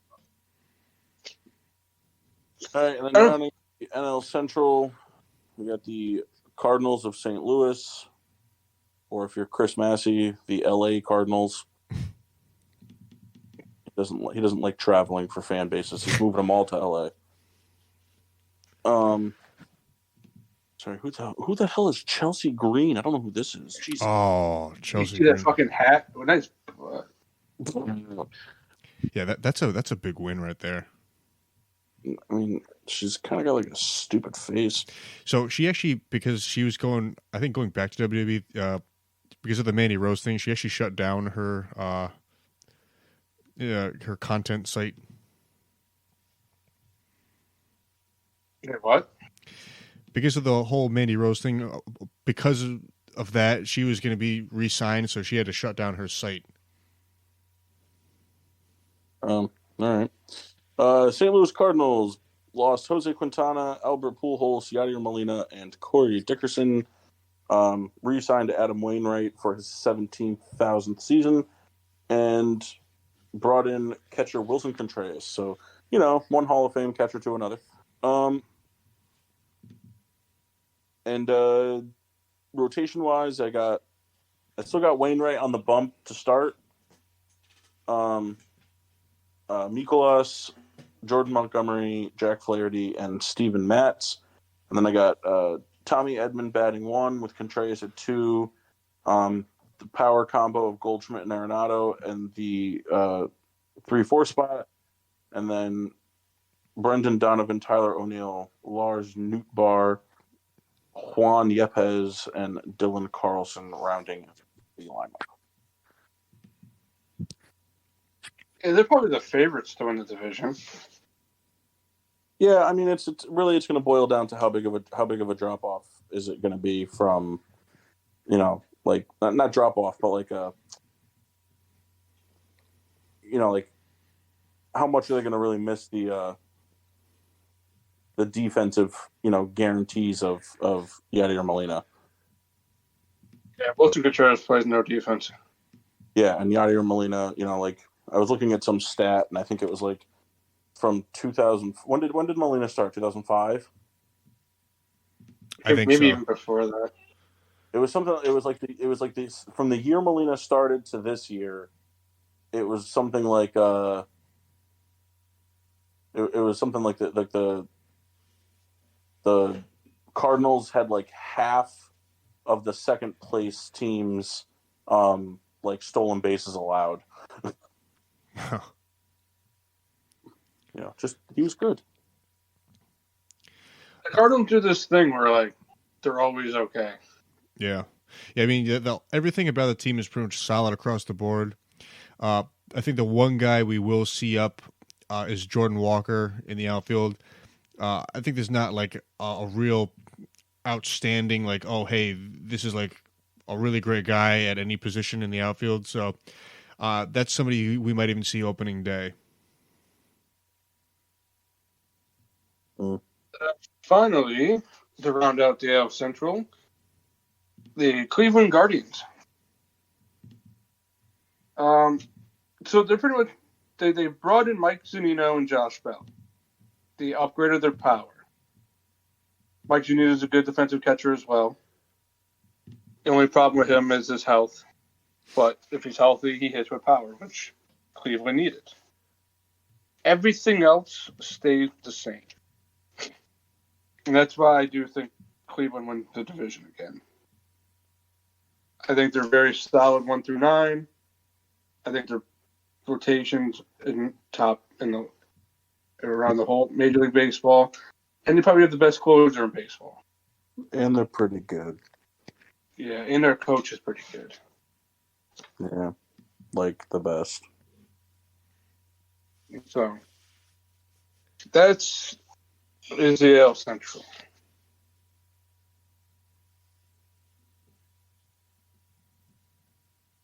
All right, moving on to the. No, I'm just kidding.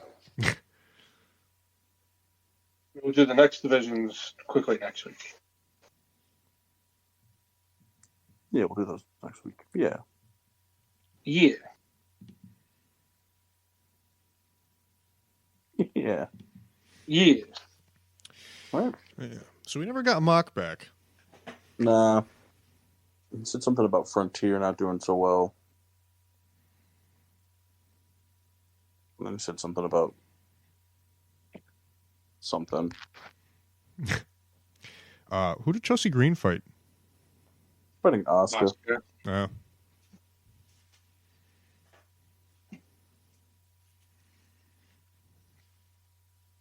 Good to know. I never really cared about Carmelo until today.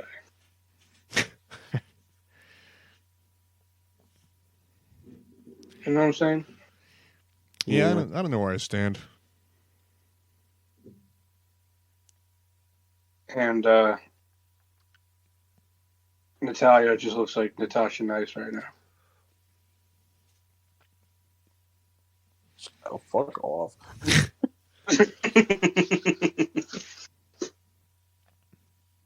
Is that wrong, though? All right, so what are we doing? We're sending you our things, Kendall. Yes. So far, I've received from Kyle. Oh, are we texting you? Well, we can. I'm going to take a picture of mine in Discord. Yeah, Kyle, if you want to send in Discord, or I mean, I have it, but if you want the other guys to see it, I don't really care about the other guys. all right. Well, then I'll just explain what it is. I'll just send it, Kendall. Shut the fuck up. No, I don't care. I just got to learn how to use this thing. okay. So you type in www.pornhub. Hilarious. PPRN Hub. All right, Kendall, I sent you mine. It is the original newspaper from the 1995 New Haven Registry That's of the cool. O.J. not guilty verdict. What are we taking pictures of? I stepped away for a few minutes. I was just sending a picture of my sports memorabilia for the task. Yeah, so I have the New Haven Registry, which is a local Connecticut newspaper. It is the Wednesday, October 4th edition of 1995. It is the not guilty verdict the day after the OJ verdict trial. Kyle, that doesn't work. I see that. Paul, was that like newspaper framed? It's like perfect. No, not framed, man. Just folded up and kept in a book. I mean, that's amazing. It's not even like yellowed. It's like the same. Nah, it's a little yellowed. It's because the light that I have in the living room is also yellow. So it's kind of, I mean, it's got a little bit of yellow to it, but nothing crazy.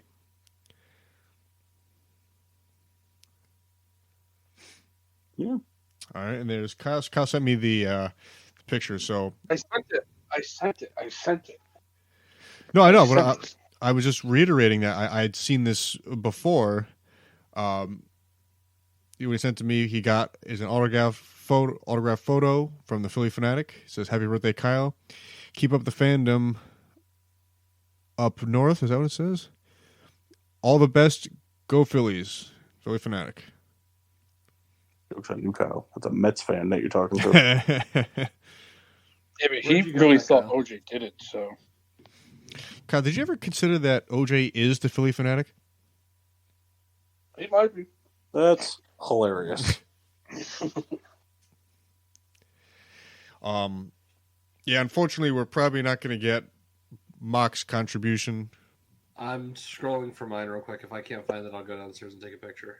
No I problem. think Mox was the wasn't Mox that autographed Des Bryant jersey that he had? Oh, you mean his autographed Des Bryant car that he's going to be driving? You know what? I think it's on Twitter, so hold on.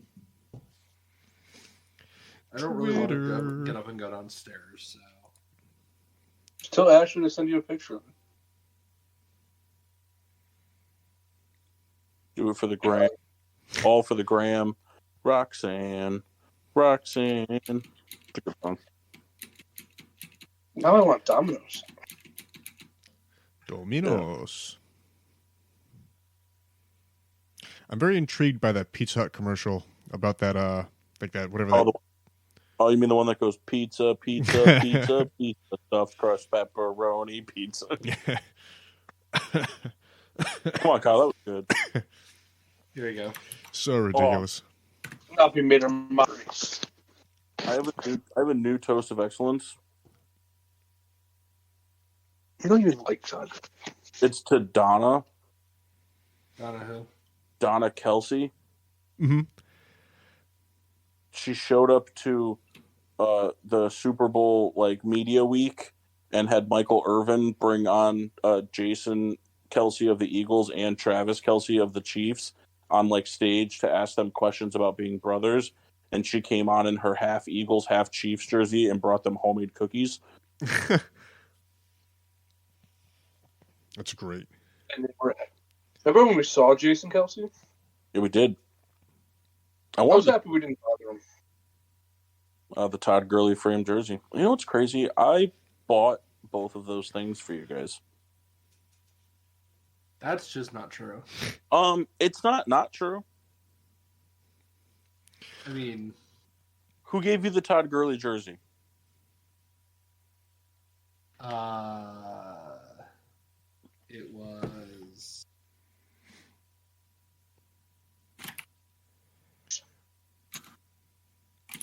What, you're looking up who gave it to you? He keeps it in his PristineAuction.com.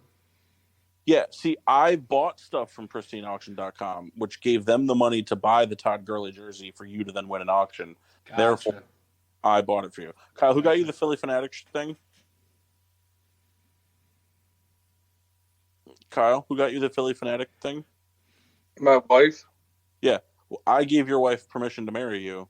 Ergo, I got it for you. So that's how that works. All right. So, in summary, our task was I tasked these guys to go pick out their top sports memorabilia of anything, and now it's yes. Kendall, real quick before you grade them, mm-hmm. This is your chance to decide what kind of person you're going to be tonight. Are you going to be a dick, or are you going to be a real good guy? Because me and Mike Mock, we don't hold back from really razzing you. So this is your opportunity to not give Mike Mock an NA grade, and you can just put him in last. Well, here's the thing. I was going to come right out and give him no points. But are you putting him in last, or are you giving him no points because? Oh no, he's coming in last. Because listen, Dick, I like it. Though he can't be on the show right now due to internet things, he knew the task, so he could have easily texted the Canada Dry chat or me individually. So it's not like his would have been the worst. I'm anticipating a Giants Super Bowl type thing. That would be my guess. So for that, I'm going to give him fourth place. Actually, I think it would have been worse. Kyle, doesn't Mock have a New York Yankees replica World Series ring? Yeah, probably. No, he does. He definitely does. I know he had a Giants one. Maybe that's what I'm thinking about. That I think that's what he would have shown was the replica ring. Okay. I still have to get mine. In third, though I really like it, it's very cool. Mass, I'm going to give you third for the framed Gurley jersey with the photos and whatnot. It's a cool piece. That's fine. It was kind of a scramble last minute thing. Yeah, I mean, doesn't do it for me. And then we got the two here. We got the framed Philly Fanatic autograph to Kyle for his birthday. Not just personalized message. If you really think about it, what Kyle has is a still cameo.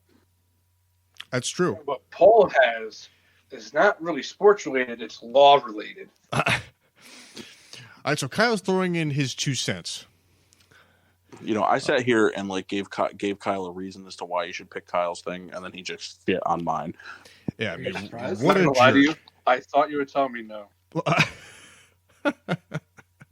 What? No, I was saying that it's like a still cameo. Like it's, you know. I apologize. I didn't know you were having Too my late. back His on. damage is done. And then we have Hey, sorry I shot you. Here's the starburst. and Paul You has would accept the Starburst. a pristine copy from the New Haven Register from 1996. Is that right? 95. 95 of the. Yeah, Paul, he didn't even pay attention to you. Well, no, I will agree with. It isn't necessarily sports related, but I think it falls into the sports memorabilia category. I mean, to a lot of people, I'd say like this was a big moment in history in general. Like to this day, we still talk about O.J. Simpson. We joke about it, but I mean that's a cool thing to own. There's even a quote in here from Nicholas Pastor, the New Haven police chief at that time. There was a conviction in the case, and it was the Los Angeles Police Department that was found guilty. Hilarious. All right, I'm ready to cast the rest of my judgment. This may come as, salty to some, but after all, in this particular instance, I am the taskmaster. So, Kyle, you have an awesome piece here, but I'm going to give you second. Paul, I'm going to give you first because it's a cool piece of history. It's in great condition. And also, and the second article on this newspaper, it says, 2 hurt by train hits truck. No, 22. 22. 22 hurt as train rams truck. So see, look, there's a little bit of everything. I got the football not guilty thing for Kendall. I have the 22 hertz as train rams truck. Can't have that without the Rams of St. Louis. Massey, that's for you. Yep. Kyle, there's baseball news at the top. TV plans not sitting well with Tribe fans. Boggs, Sierra, Homer as Yankees win 9-6. Braves hang on to nip Rockies. Reds win. You have the sports page on there? No, so it's just the cover page, but it had at the top headlines of the playoffs. I do have, however, the winning lottery numbers for Connecticut, New York, Rhode Island, Massachusetts, Vermont, New Hampshire, Maine, and New Jersey. I have the Bon Appetit ShopRite Italian Festival ad, which if you really want to get mad, like pasta was 20 cents a box back then. yeah, that makes me mad. Yeah, $1 for a 5-pound bag of potatoes. Oh my God. Yeah. Commerce in Israel ceases for holiday. Bill Clinton offers apology for radiation experiments. Spending feud prompts veto. Clinton gains ground on Dole in 2 polls. Bob Dole. And in local news, Buska dropped out of the mayoral race in Hamden. Take that. Important things to note. Special report. What will OJ watchers do now? You know what's really funny? That's like a similar headline you'd see like after like Tiger King 2. What will Carol Baskin supporters do now? So there you have Carol it. Baskin. I hope we have more tasks in the future. Maybe take turns being the taskmaster. Well, I kind of Kendall. What's that? I kind of wanted to do that last year. Like I would like it if like we got on like a rotation. Like it doesn't have to be every week, but like I would like, it'll be one of those things where like, I'll win. Like I'll keep track of the GSWD points. I'll win. I win from things, and I'll use them to disperse as bonus points throughout the year.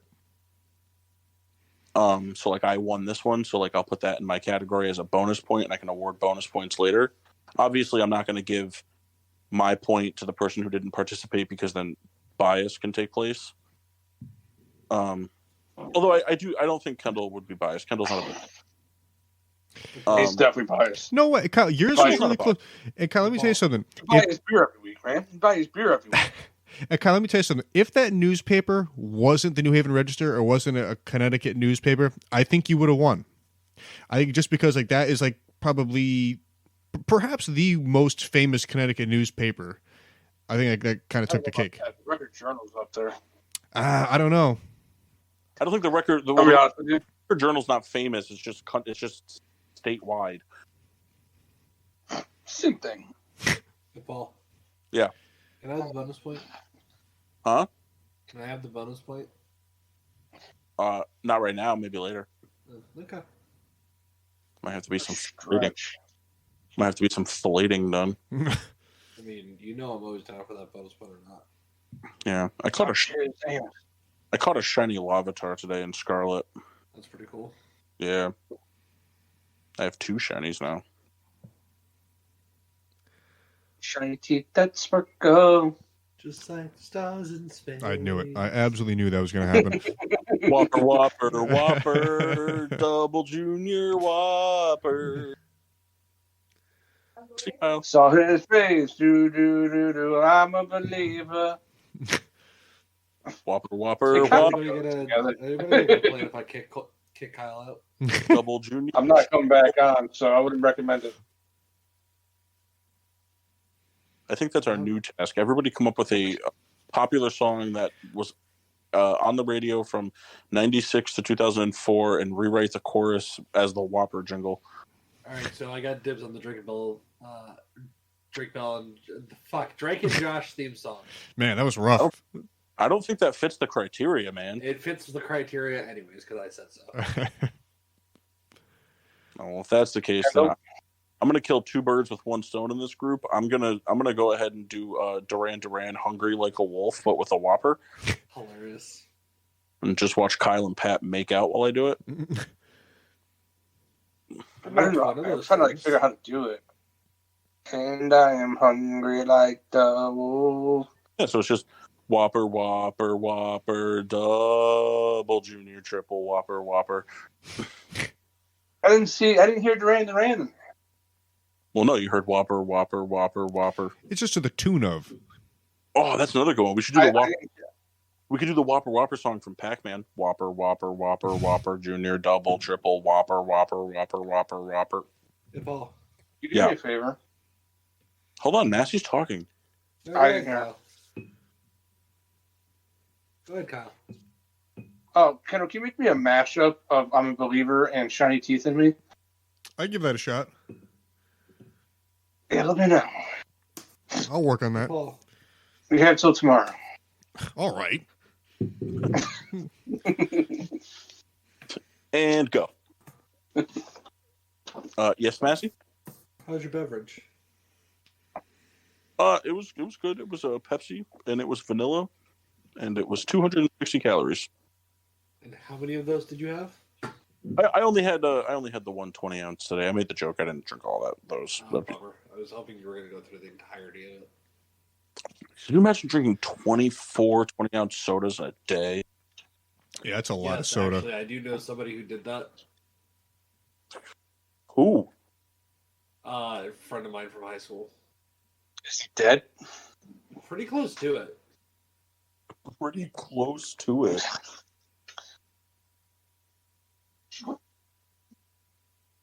It's me. I was that friend. Sorry, I poopy trapped your office. Like, not for like nothing. Like, just out of like, just for like a quick like math thing. That's like the equivalent. It's the equivalent of drinking like just over 7 2-liters of soda in a day. That's insane. That's so a lot of soda. I know somebody who drank 2 liters a day though. That's so much. It's like drinking. It's like drinking over 50 cans of soda. That's a lot. So fucking much. Kyle. I am. Yeah. In my opinion, I think there's only 3 beverages on the planet I could drink 7 2 liters of in a day. Water, and more water. No, not counting water, because I think anybody, if they really, really had to, could drink an endless amount of water. I'm talking about like regular beverages. Gatorade. No, I couldn't do it with Gatorade. I'd hit like a sugar wall. Are you allowed to water it down? No, it's got to be the way it is, the way it comes in the package, not any Prime by Jake Paul. No, like powdered or like Mios or that. Like a prepackaged beverage. I could go through 7 liters of the Snapple Zero Iced Tea. It's not 7 liters. It's 14 liters. I could do that too. I think I could do. In it. I think I could do 7 2 liters of milk in a day if I had to. Oh Wow. No! That's a lot of milk. It's a lot of milk, but I think I could do it. What's a gallon of what's a gallon of milk in liters? I'm gonna Google that real quick. Conversion gallons. 3.4. Round. I want liters to gallons. Liters to gallons. So let's see, 14. It's 3.5 gallons of milk. I could do that. Oh yeah, that's actually doable for you. I said that. I pretty much said that. You did, Kyle. I didn't hear what you said. What did you say? He said I said 3.4. That's 3.6. It was pretty close for going off the cuff, though. It was pretty close. So I think I could do it with milk. It would be tough, but I think I could do it. I also think I could do it with apple juice. No, too sugary. But he'll pee it out. And also poop real hard. Huh? And poop real hard. Oh yeah, have some weird ass dreams too. And then I think I could do it with bacon grease. Oh my god! Could you fucking imagine? You know what I'm curious to know? Kendall could do it with beer. That's a lot of beer.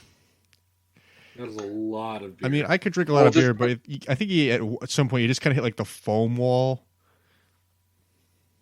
I think I'll put it into milk cartons for you. Well, that solves everything. Kendall, it would be roughly 40 12-ounce beers. I mean, that would... I've seen Kendall do that before. You might be able to do that. I tell you what, Kendall, like looking at it now, though, like if I had a day and I planned it out right, I bet you I could do it in Guinness.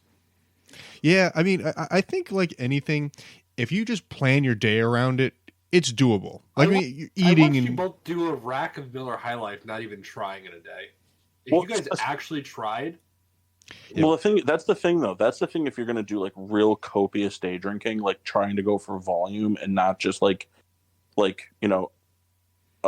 just drinking throughout the day. Like, if you're actually trying to consume as much as possible, you kind of, like, have to kind of reverse psychology. You can't plan your day around it, because if you plan your day around it, you're going to get fucked.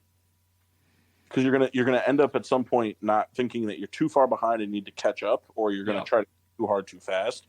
With the Miller High Life, it was just like, hey, I don't have to go anywhere for the next 48 hours, so I'm just going to keep drinking until I'm dead. I mean, for the bachelor party, we drank constantly. I mean, I think that was probably the best outing ever. I drank 32 beers on Saturday. Yeah, because we just never stopped. Everything we did was just with beer in hand. I woke up and drank 3 Miller High Lifes. Because I woke up, I drank one, I walked out of the porch drinking another one, did the vortex thing, and then realized when I got down to you guys on the grass that I didn't have a beer, so I opened one. Yeah, I mean, that trip, we came back, I think, with 1 case of Guinness, and that was really it. I mean, that bottle of scotch, but that's about it, right? That's all I could think of. Yeah. It was meat that day. Kendall. Yes. How was your beer? I had from the Riddler collection. This was a product I didn't know existed. From Jameson, it was the Cooper's Crows. It says by head Cooper Ger Buckley. Cooper's Coes. Cooper's. Oh, it's Coes. Does it say crows? Yeah, it's CROZE. Yeah, the R is silent, in rooster. It says hey, not to cut you off, but on the flip side, you know how we're like saying like, oh, we might be able to do it in beer? Mm-hmm. It's like 18 bottles of like regular alcohol. Wow. So much. This has notes of vanilla, rich fruits, and toasted wood. I had trouble getting kind of the rich fruits. I guess I don't know what that flavor profile they're talking about. It's like what kind of fruit, but the vanilla really comes through, and an aspect in a lot of whiskeys, bourbons, and scotch that I really like is the wood aspect, and I really noticed that in this. I like your wood aspect. Oh, well, thank you. I'm actually like, I'll drink Jameson, but I don't go out of my oh man, we got to do shots of Jameson. I'll absolutely always do a shot of Jameson, but it's not my favorite. This ranked much higher on any Jameson I've ever had. Would get this again and again. This would be a 4.9 star for me. This was like a surprising, because I kind of had a vision that it was just gonna be like Jameson, but it's totally different. So give this a shot.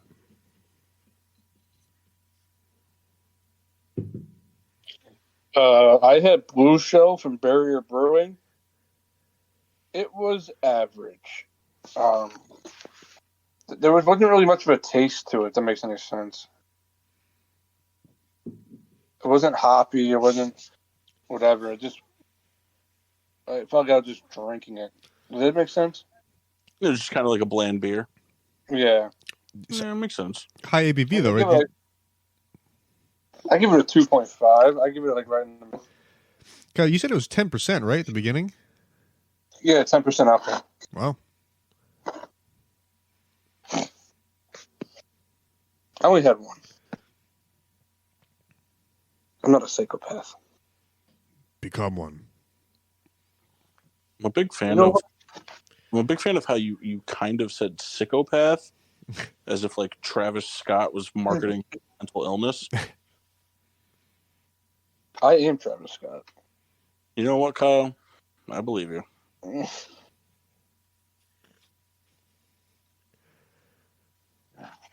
Massey, how was your lemon sour? You know, I tell you, I have over the last few weeks just been trying to sample a bunch of different liquor. I finally switched over to tequila, even though that's my go-to when I go out. Just been making margaritas for last couple cocktails that I've had. I decided to try the sour tonight, and I actually think it came out pretty good. I think that might be my new go-to. Nice. I like it. Kendall's pissed that you haven't included him in this. Yeah, I mean, all this like liquor that I've wanted to have, and that's all I have to say. I just like it a whole lot how like you just kind of casually dropped that, and like none of us really knew that. It's just like Kendall, what the fuck, Bass? Yeah, it's like, come on, guy. Are you driving up here to partake? I mean, I guess. As long as you have a place that he can sleep/pee, he'll go anywhere. Yeah, pretty much. Couch downstairs with a bucket. He's fine. You don't want to put him downstairs because there's a good chance that washing machine gets peed in. True. I'll lock the door. All right, that's fair. Honestly, just lock him in the bathroom. Also not a bad idea. Yeah, done it before. Why not? I've seen Kyle sleep on a toilet. I've seen Kendall sleep next to a toilet. And I'll do it again and again. In a hotel room. You know what, though? That floor was probably better than what Jeff slept on. So, Massey, if you could you like, here's the thing. I wish Massey was at your bachelor party, but could you imagine the sleeping arrangement with just one more person? Was it that bad? All right, so Kyle's brother Larry was under the impression until everybody got to the hotel. Keep in mind there was what, 2, 4, 5, 6, 7, 8 of us. I don't think it was 8. Yeah, it might have been. Was it 7? Let's see who was there. It was Jeff, Kendall, Mock, me, Eric, Kyle, Larry. Yep. Okay, so there were 7 of us.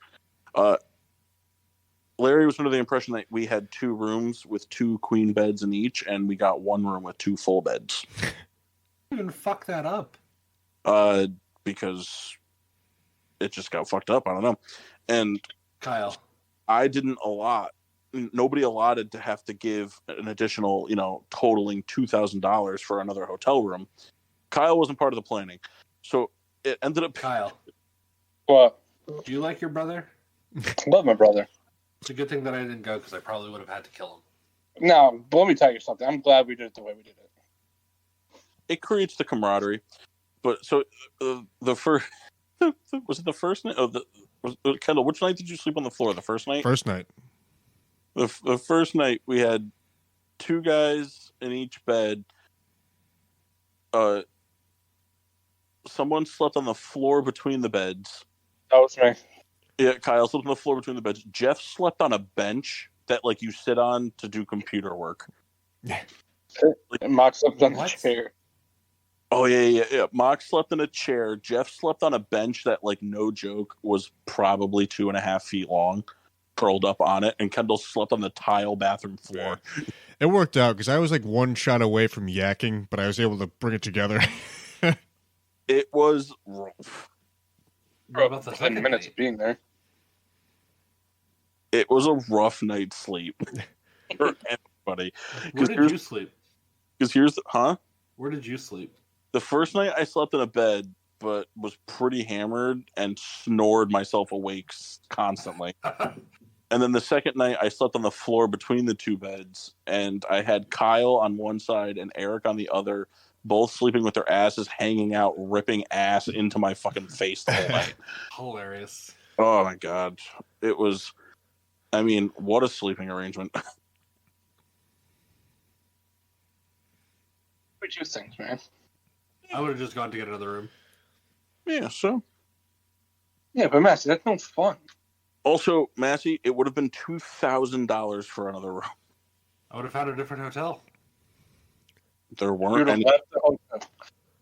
I had my We eat at connections. I the would have same found restaurant something. every day, Mass. What restaurant?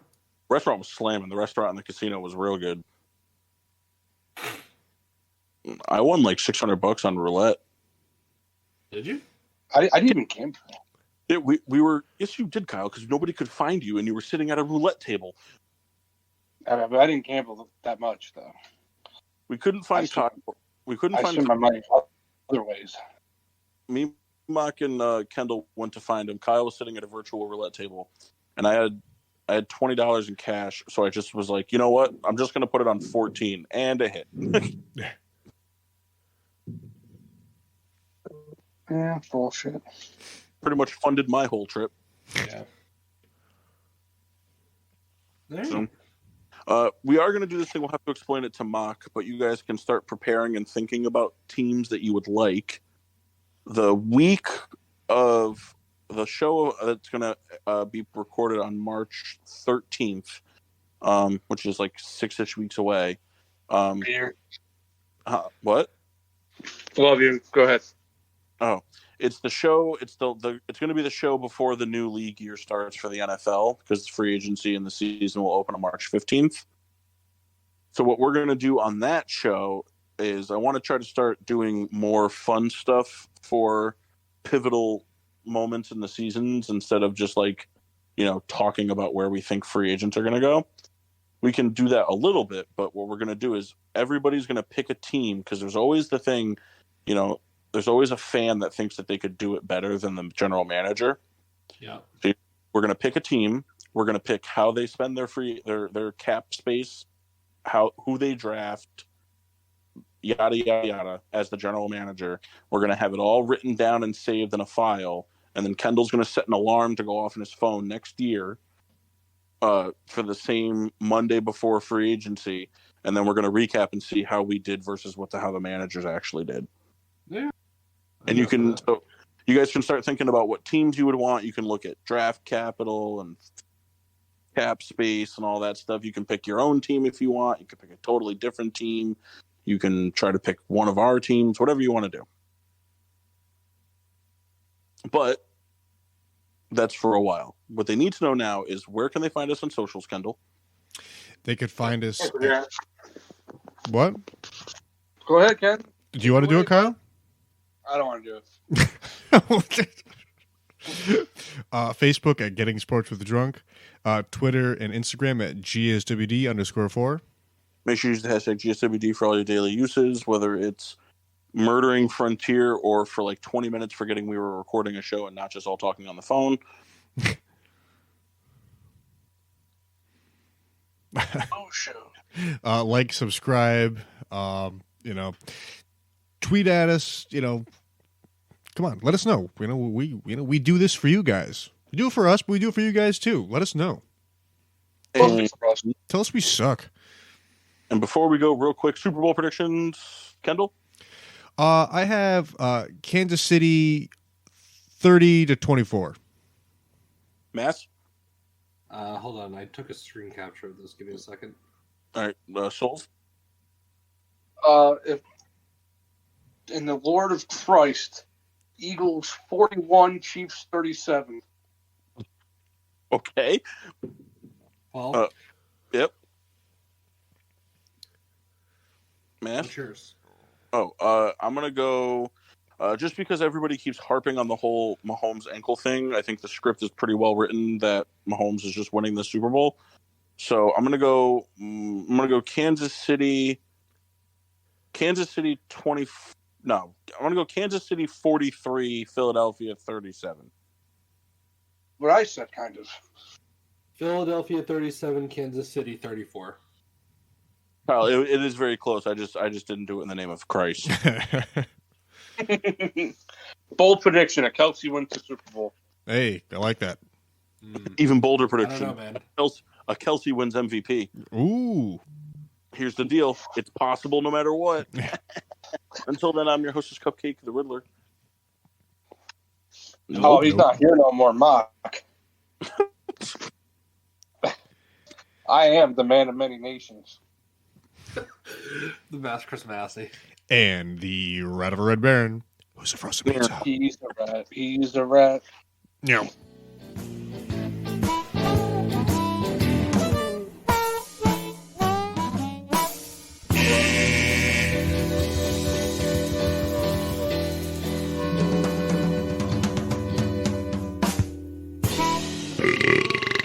Yeah.